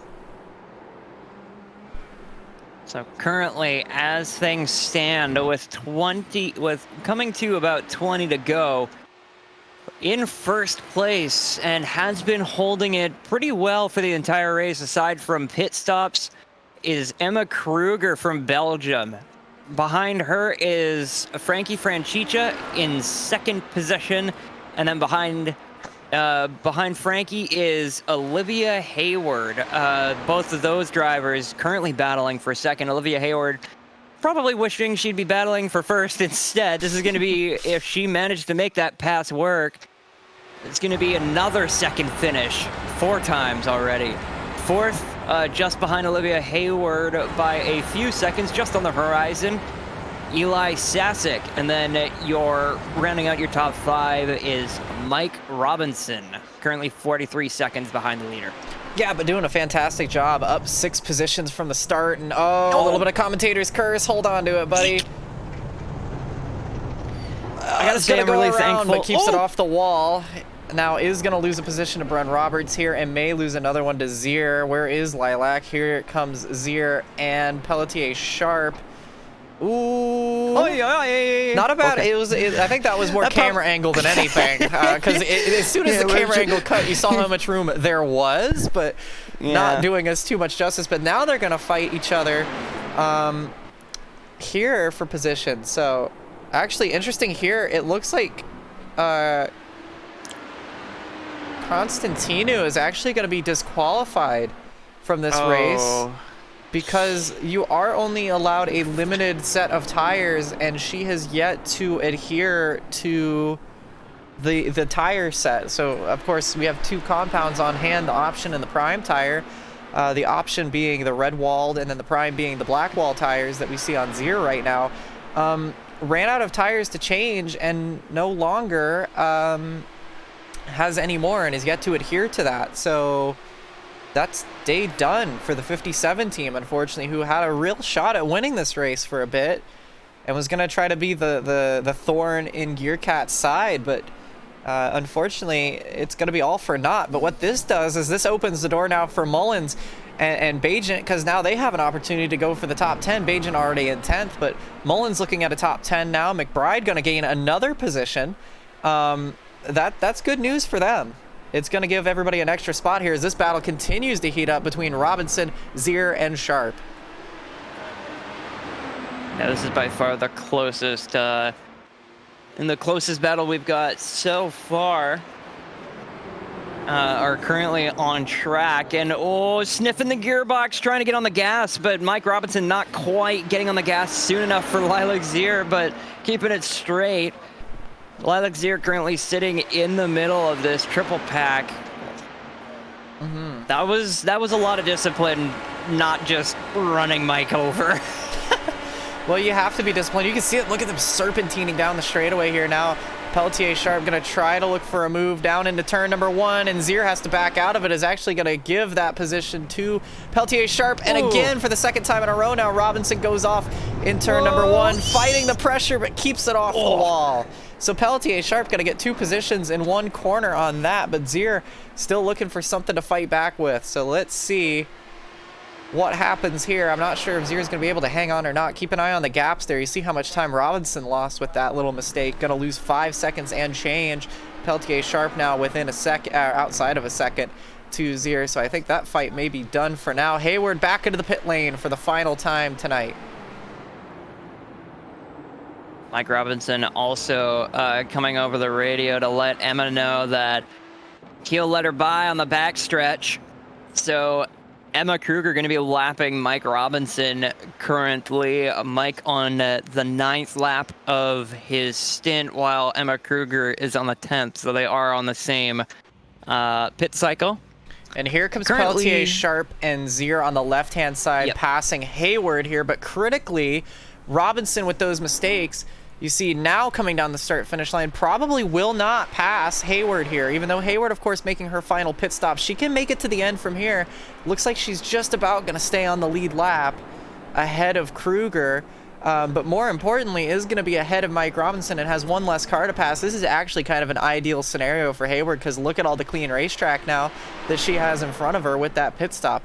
I don't think she has a shot to win this race unless a massive mistake from Kruger, who's been absolutely unbeatable the last pretty much for all of 2023, technically. But looking at a really good shot to go for that 2nd place against Franchicha. So we'll see what happens when Frankie comes into the pit lane. He's coming through turn 2 now. So that's pretty much the difference that Franchicha is going to have to lose to Hayward. But we'll see what Olivia can do. She's looking like a very good chance at a podium tonight. Another thing as well, she's going to have a little bit more clean air because Lilac Zier is popping into the pits now. Was currently running on about 16 laps. This will also, so basically if anybody's pitting right about now, you might be pitting a little bit late. Like you probably would have wished for a little bit of a different strategy throughout the race. Unless you're switching to the options, in which case you might be able to make up enough pace to gather a few positions. But with the track spread out as much as it is right now, with these cars spread out as much as it is right now, you're going to have to be gaining entire seconds on other drivers in order to be able to catch up and make passes. See, this is one of those good news, bad news situations, because it's one of those deals where, yeah, you're going to have to make up a lot of time, but also I don't think anybody's really expecting to make up a lot of time. I think everyone's kind of just running racing the racetrack, which is you know, what they were told to do in the drivers meeting, and it's why we still have 12 cars circulating at the moment.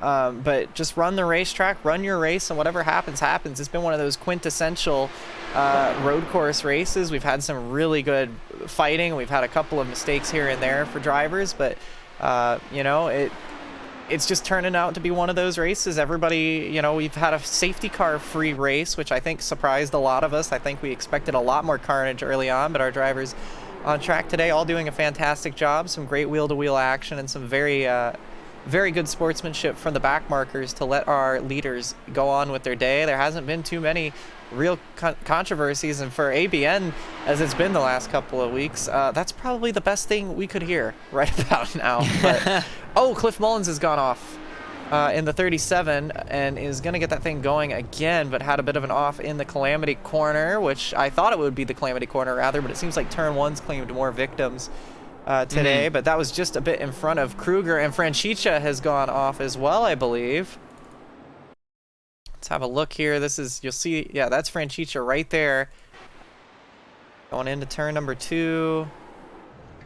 Oh, just lost the back end there. That's gonna help a lot to Pelletier, or to Olivia Hayward's battle back up through the field here, because that was who she was fighting, and that mistake from Francicia is going to cost quite a bit of time to Frankie.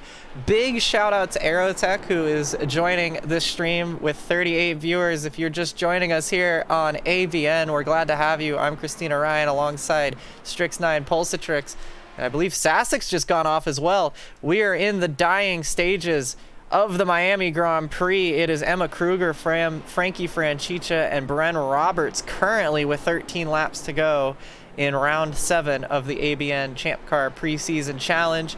It has been a very quintessential road course race, but we've had some brilliant racing so far today. The final round of pit stops are currently cycling.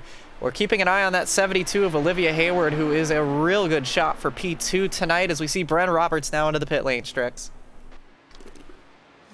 Yeah, Bren Roberts going into the pit lane, was sitting third, is now going to be falling through, and right about now is where we're going to see some of the late pit stoppers making their final stop here, just almost like a splash and go, because throughout the entirety of the race, we've seen about 16 to 18 lap stints from everybody, aside from Olivia Hayward, who actually made a pit stop very early on in the race, about 5 laps in, probably banking on trying to make this kind of strategy call where Hayward is currently running on 4 laps. She'll have to make it last about 16, as she has done throughout the rest of the race. Has 5 push-to-passes left to go. Mike Robinson is out of them, the first driver to run out of push-to-passes in this race, but 5 push-to-passes can be enough to make up quite a lot of spots, especially against Lily Pelletier-Sharp, who currently only has 1.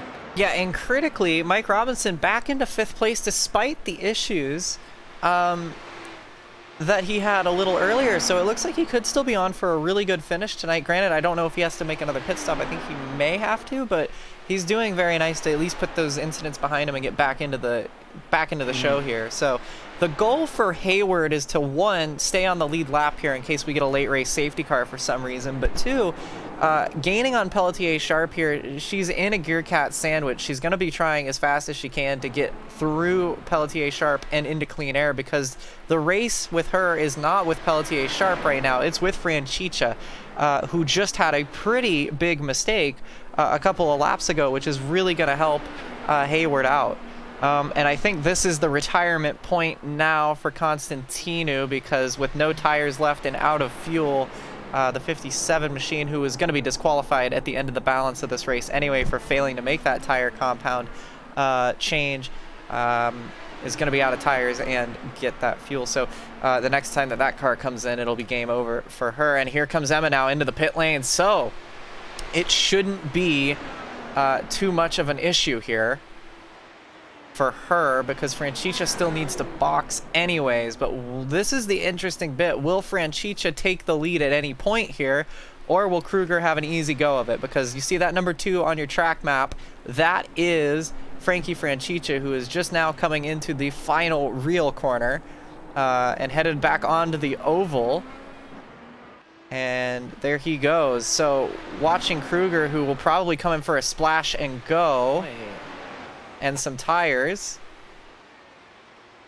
Waiting, waiting, waiting. They drop the jack, and she's off and away, and it is not quite close enough. I think if Franchicha didn't have that spin, it would have benefited him, and he may have had a second to be up ahead of Kruger, but not meant to be. Kruger in and out, holds on to the lead, and just has to go 10 more laps before she gets yet another victory in ABN. So really good effort there for her, as it seems she has been absolutely unstoppable in ABN competition with it. Whether it's sports cars or Formula 1 cars or our champ cars, it's Emma Kruger on top for the last few weeks. And now trying to work on some lap traffic, getting around that machine.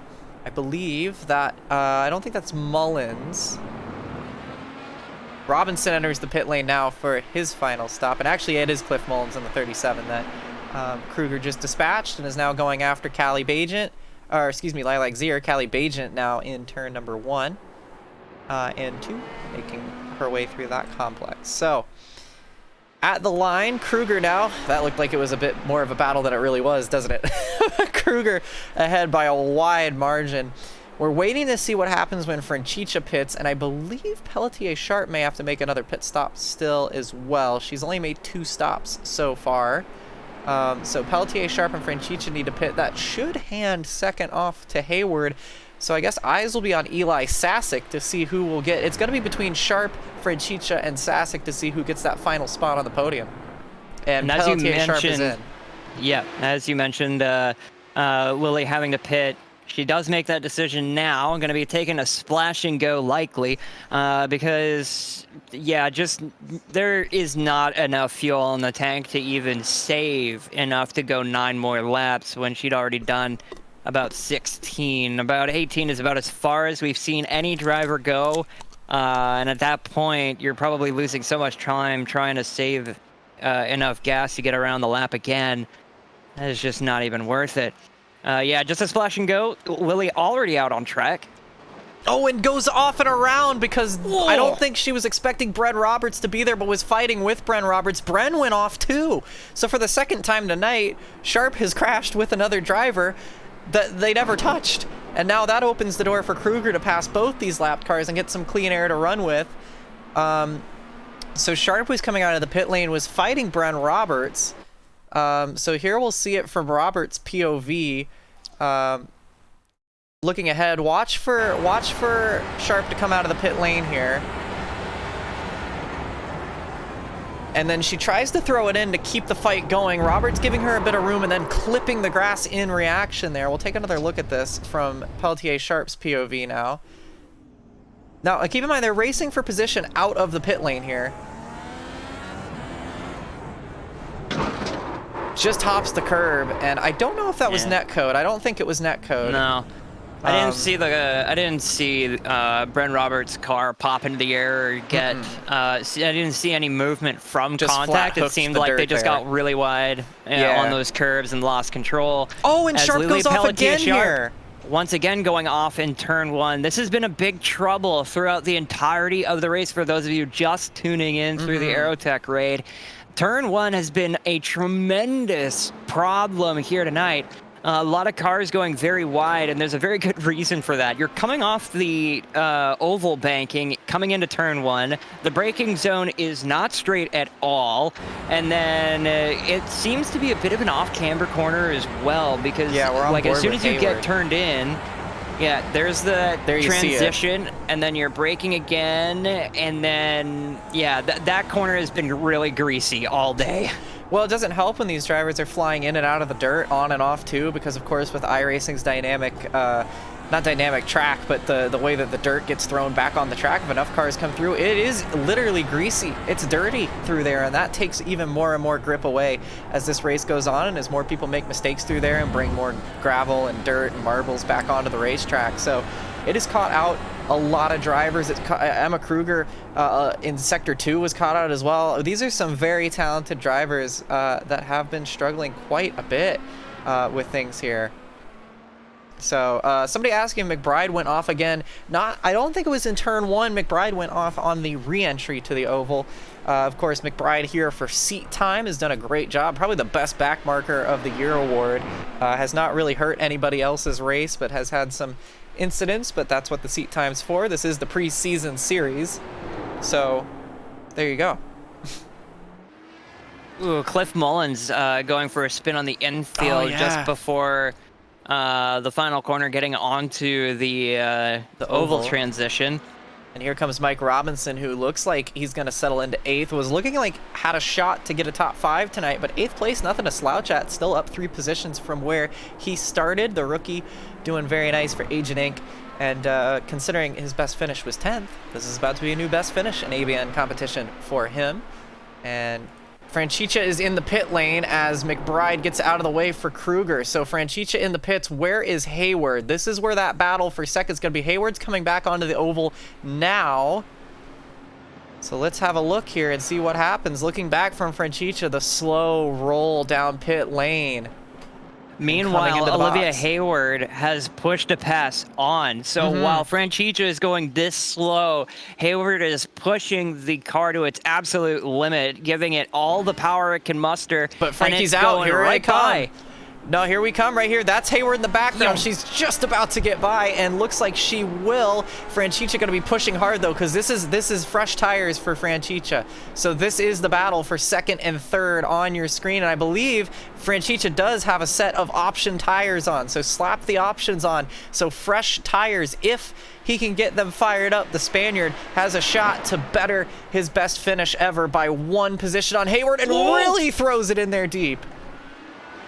Franchicha currently has 3 push-to-passes. Olivia has 4 of them left. So Franchicha at a mild disadvantage at the moment, but considering the tire advantage that Franchicha has, it may not be much of an advantage at all that Olivia does have. Franchicha's going to activate the push-to-pass on the back stretch and is going to be looking for a pass on the outside. Oh, but Hayward's no dummy. She engages hers as well as a defense, and you can see what that does for her as she just hangs on a little longer. But we'll see, because it's a good exit, a late apex there by Franchicha to try and get some more energy down into turn 1, off into the first corner, really deep from Hayward. Franchicha, the rookie, really putting it on here and is going to have a look up the inside into turn number 2 and is going to get the pass done. So well done from Franchicha, but can Hayward respond? And if so, how does she do it? It's going to be tough. She's on worn prime tires. It's the options, fresh options that are now fired up for Franchicha. I think that's ball game.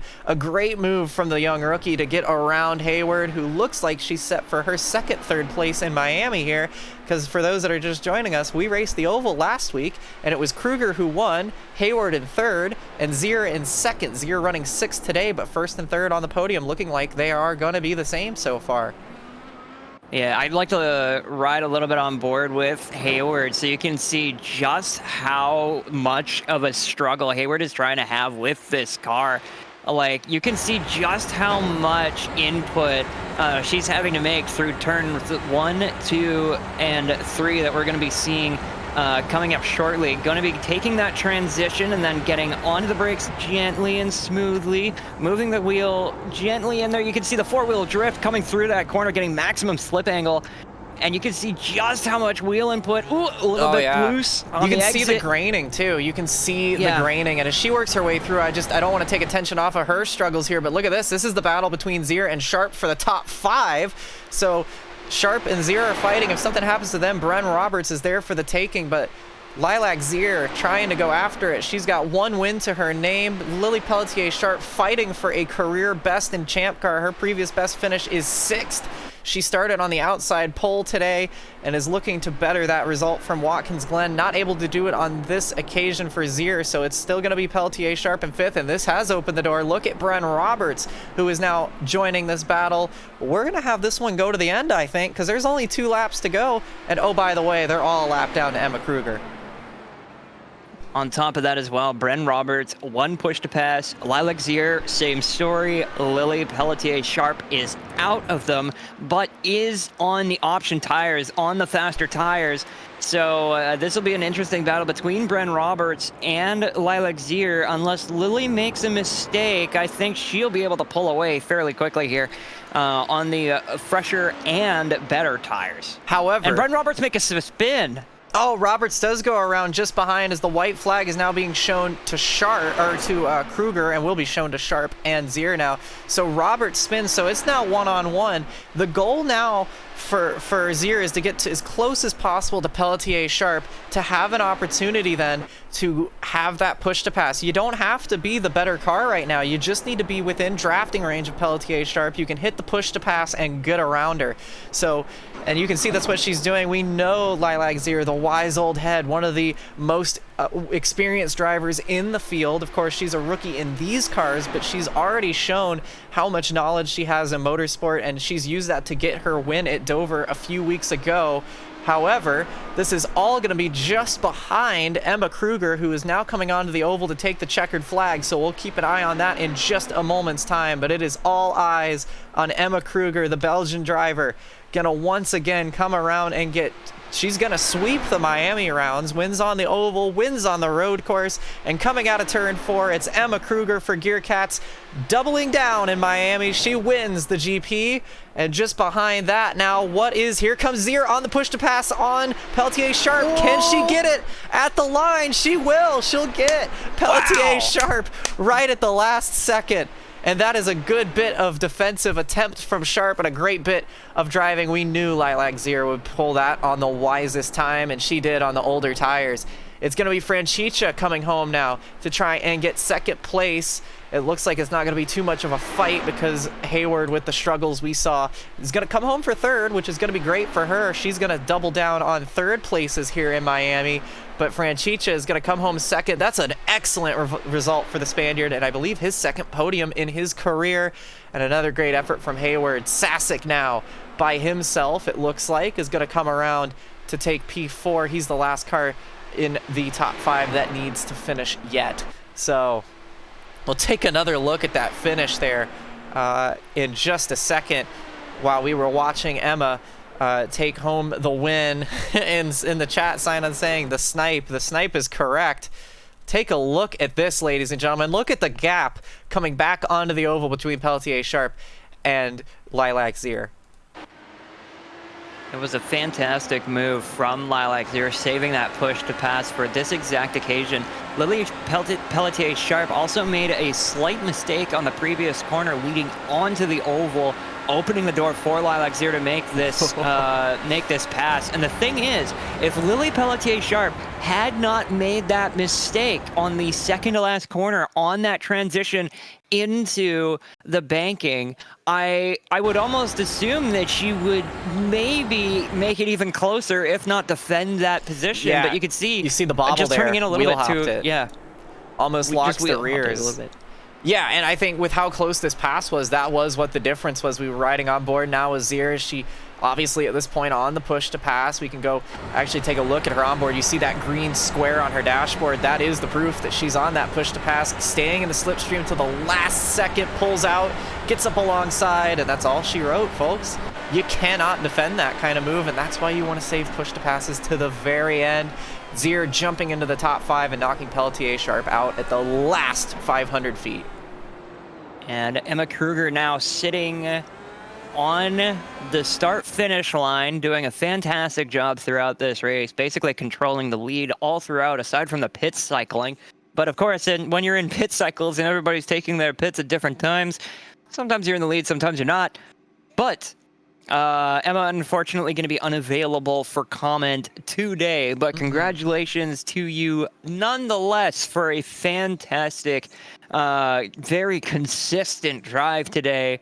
And congratulations to you. Yeah, it was an excellent job from Kruger. She's going to sweep at Miami on the oval and the road course, doubling down, taking home 2 checkered flags in the Sunshine State.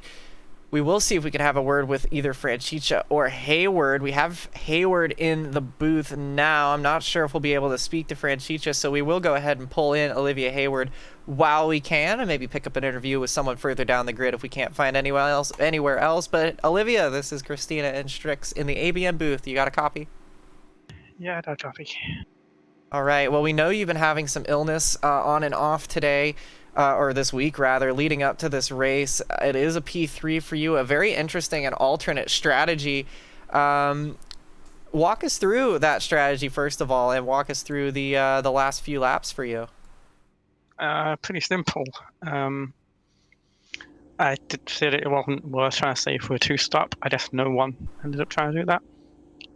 And the reds were terrible. So as soon as I could make it on the pit stops, I pit to get the reds out of the way. And then I was on blacks the rest of the way home. We can hear it in your voice, obviously, the illness kind of taking over a bit there. I want to ask you, I'm not going to make you speak too much more. Would love to go see you get some rest, but with everything going on, how difficult was this race for you fighting through that illness? I mean, it's tough. Like, this fatigue is difficult in this car at the best of times. Just over the course of the race, and like just focus, but also like I noticed over one stint, like my braking gets weaker, and so that means that I might overshoot a corner or something. In that third stint, I ran wide at T2, actually slid into the wall. It cost about 10 seconds on that lap and gave me wind damage until I could pit. So if I hadn't have made that mistake, I think I could have had P2, but obviously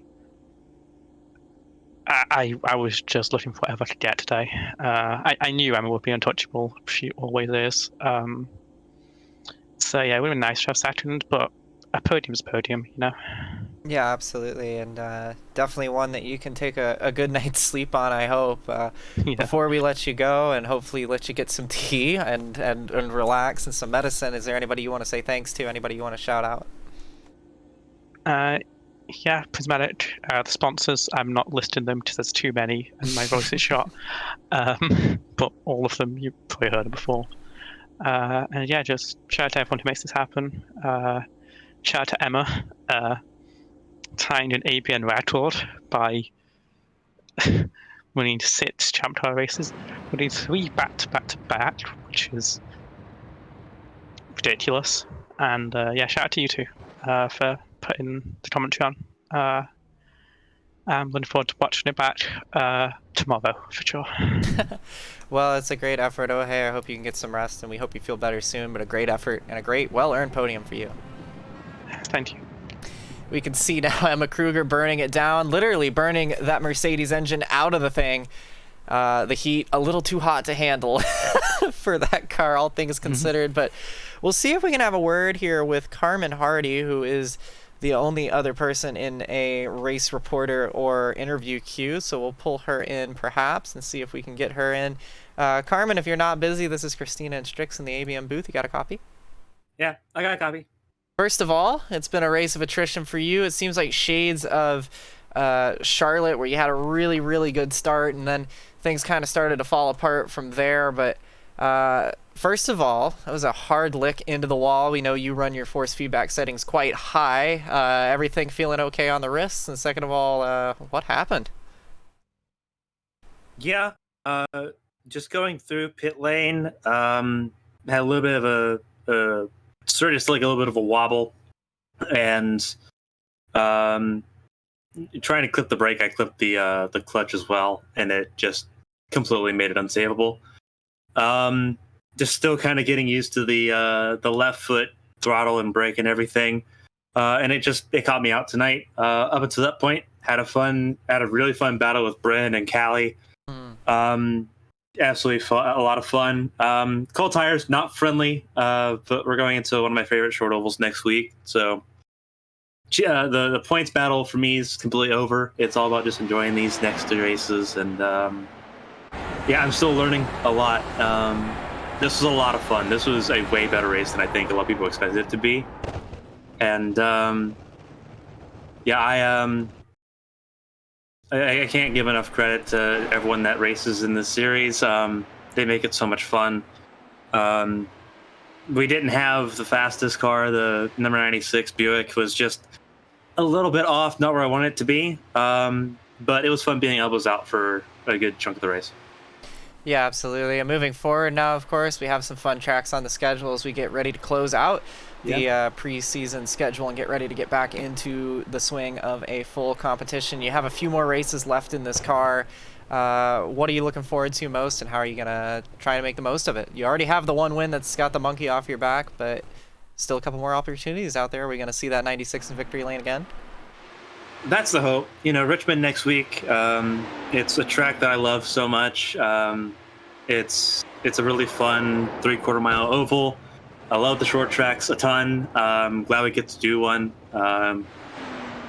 Dover wasn't the best experience, I think, for me, but I just love Richmond. And then obviously Laguna Seca is a classic, and how can we not end this challenge at the Brickyard? So, yeah, Richmond I think is the one I'm highlighting the most, but it's all about just enjoying it and having an amazing field like what we have on a regular basis. It just makes it so much better. Yeah, well, glad to know you're okay. Glad to hear the foot's feeling all right. Glad you don't have any extra injuries after the crash tonight. It was a pretty big shunt, so glad to see you're all right. And it wasn't the best result for you tonight, but it still was a fun effort, and it was a good race to watch. I picked a good one to wreck out of, to watch the end of. So if there's anybody you want to shout out or anybody you want to say thanks to, feel free to do that now. Yeah, thanks to both you and Strix up here in the booth, being able to let me kind of just jump in and have a little bit of fun in the off season. Shout out to Callie, Bryn, Mike Robinson. I had a chance to battle all of them, and it was a lot of fun tonight. Shout out to everyone. We have over 160 people in the ABN community. You all make this amazing.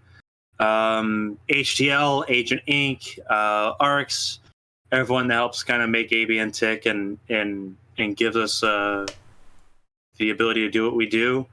And thanks to everyone for watching. It was a lot of fun tonight, and it popped off. I'm glad it was a good race to jump into. Well, absolutely. And thank you so much, Carmen, for your time, and thanks for putting everything together and letting us have this platform. But it was a good effort. Just wasn't meant to be tonight, but congrats on no further injuries. So. Absolutely. Definitely happy about that. Thank you.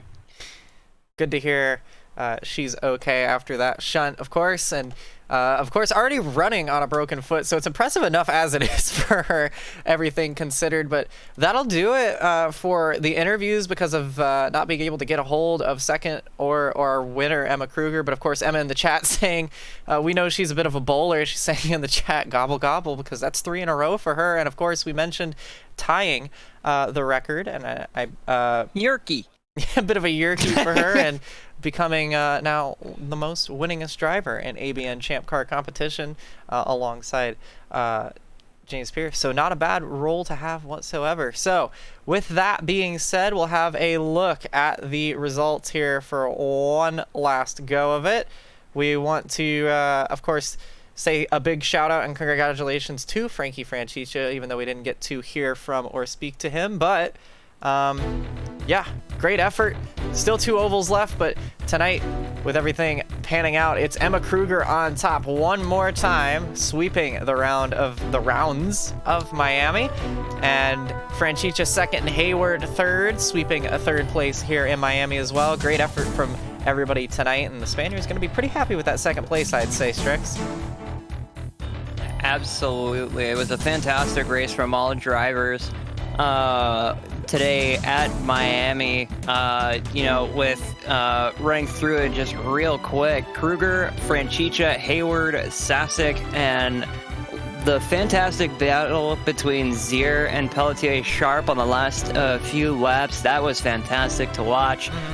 Brent Roberts and Mike Robinson, Callie Bajan and Cliff Mullins, Zach McBride.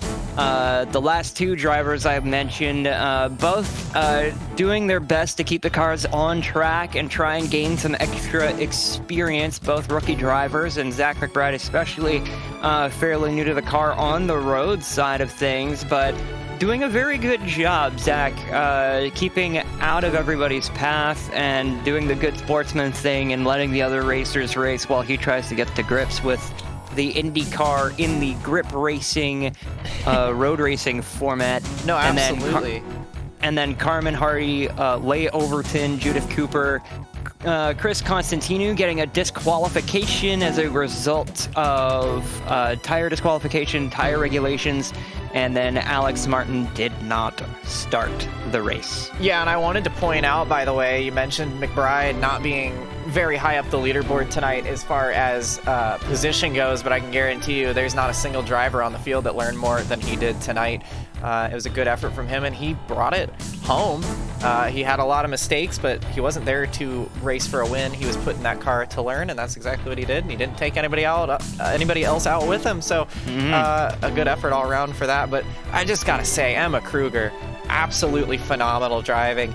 I've never seen so much raw talent out of somebody so young, and to come in and just sweep 3 races back to back to back like that. She's absolutely on fire, and you can put her on an oval, you can put her on a road course, you can put her in a sports car, you can put her in anything, and she's going to go out there and dominate. And keep in mind, this is her in her youth making mistakes throughout the race too. We saw her go off the track at one point tonight and still pulled a 40-second gap over the rest of the field. I mean, that's pretty incredible. And we saw it last night too with a mistake in France and still pulled off the win. This is a lot of talent from this kid. Yeah, handling the champ car like a champ. Gotta be honest. A fantastic job from Emma Kruger muscling that car to victory lane. So that is the end of it. We are at the end of our stretch, our double header, so to speak, at Homestead-Miami with the Champ Car preseason challenge. Christina, what did you think? Yeah, I just gotta say, I mean, this was another brilliant race. We came into the oval, we didn't really expect a whole lot out of it, and we had a brilliant race there. We came in here expecting a lot of carnage, but instead we were treated to a very nice race indeed. And the results on the leaderboard probably aren't going to show it because it looks like it was one of those boring road races, but we had battling up and down the grid. We had a couple of last lap passes, just everybody was chasing number 70. So that's going to do it. Strix, if you have any other further comments before I sign things off, feel free, but if you don't, well, we're going to be running at Richmond, as Carmen mentioned, next week, January 19th. We're running 200 laps there, and practice will start at 8 p.m. while qualifying starts at about 8:50. We'll get started broadcasting a little bit before qualifying gets started, and all the cars are going to be running as they have been throughout the season, 75% fuel. So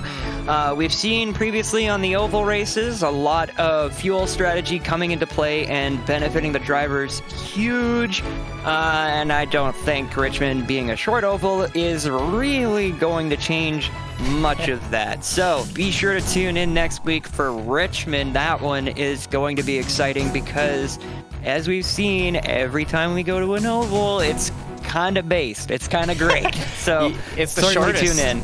Yeah, absolutely. It's the shortest track on our calendar for preseason, and has been a host to some fantastic races over the years, both in open wheelers and in stock cars. But for tonight, that is going to do it. Round 7 in the books, and it's going to be curtains there from Christina Ryan and Strix Pulsatrix. Thank you guys so much for watching. We hope you have a great weekend, and we'll see you next time in Virginia. Take care.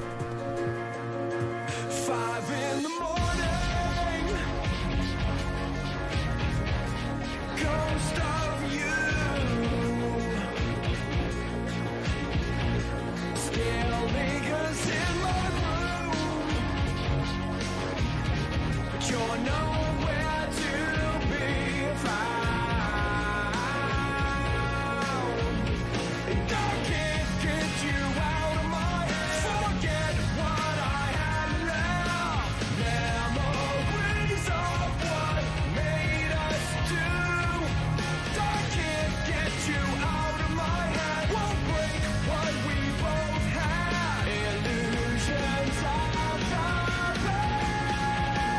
Look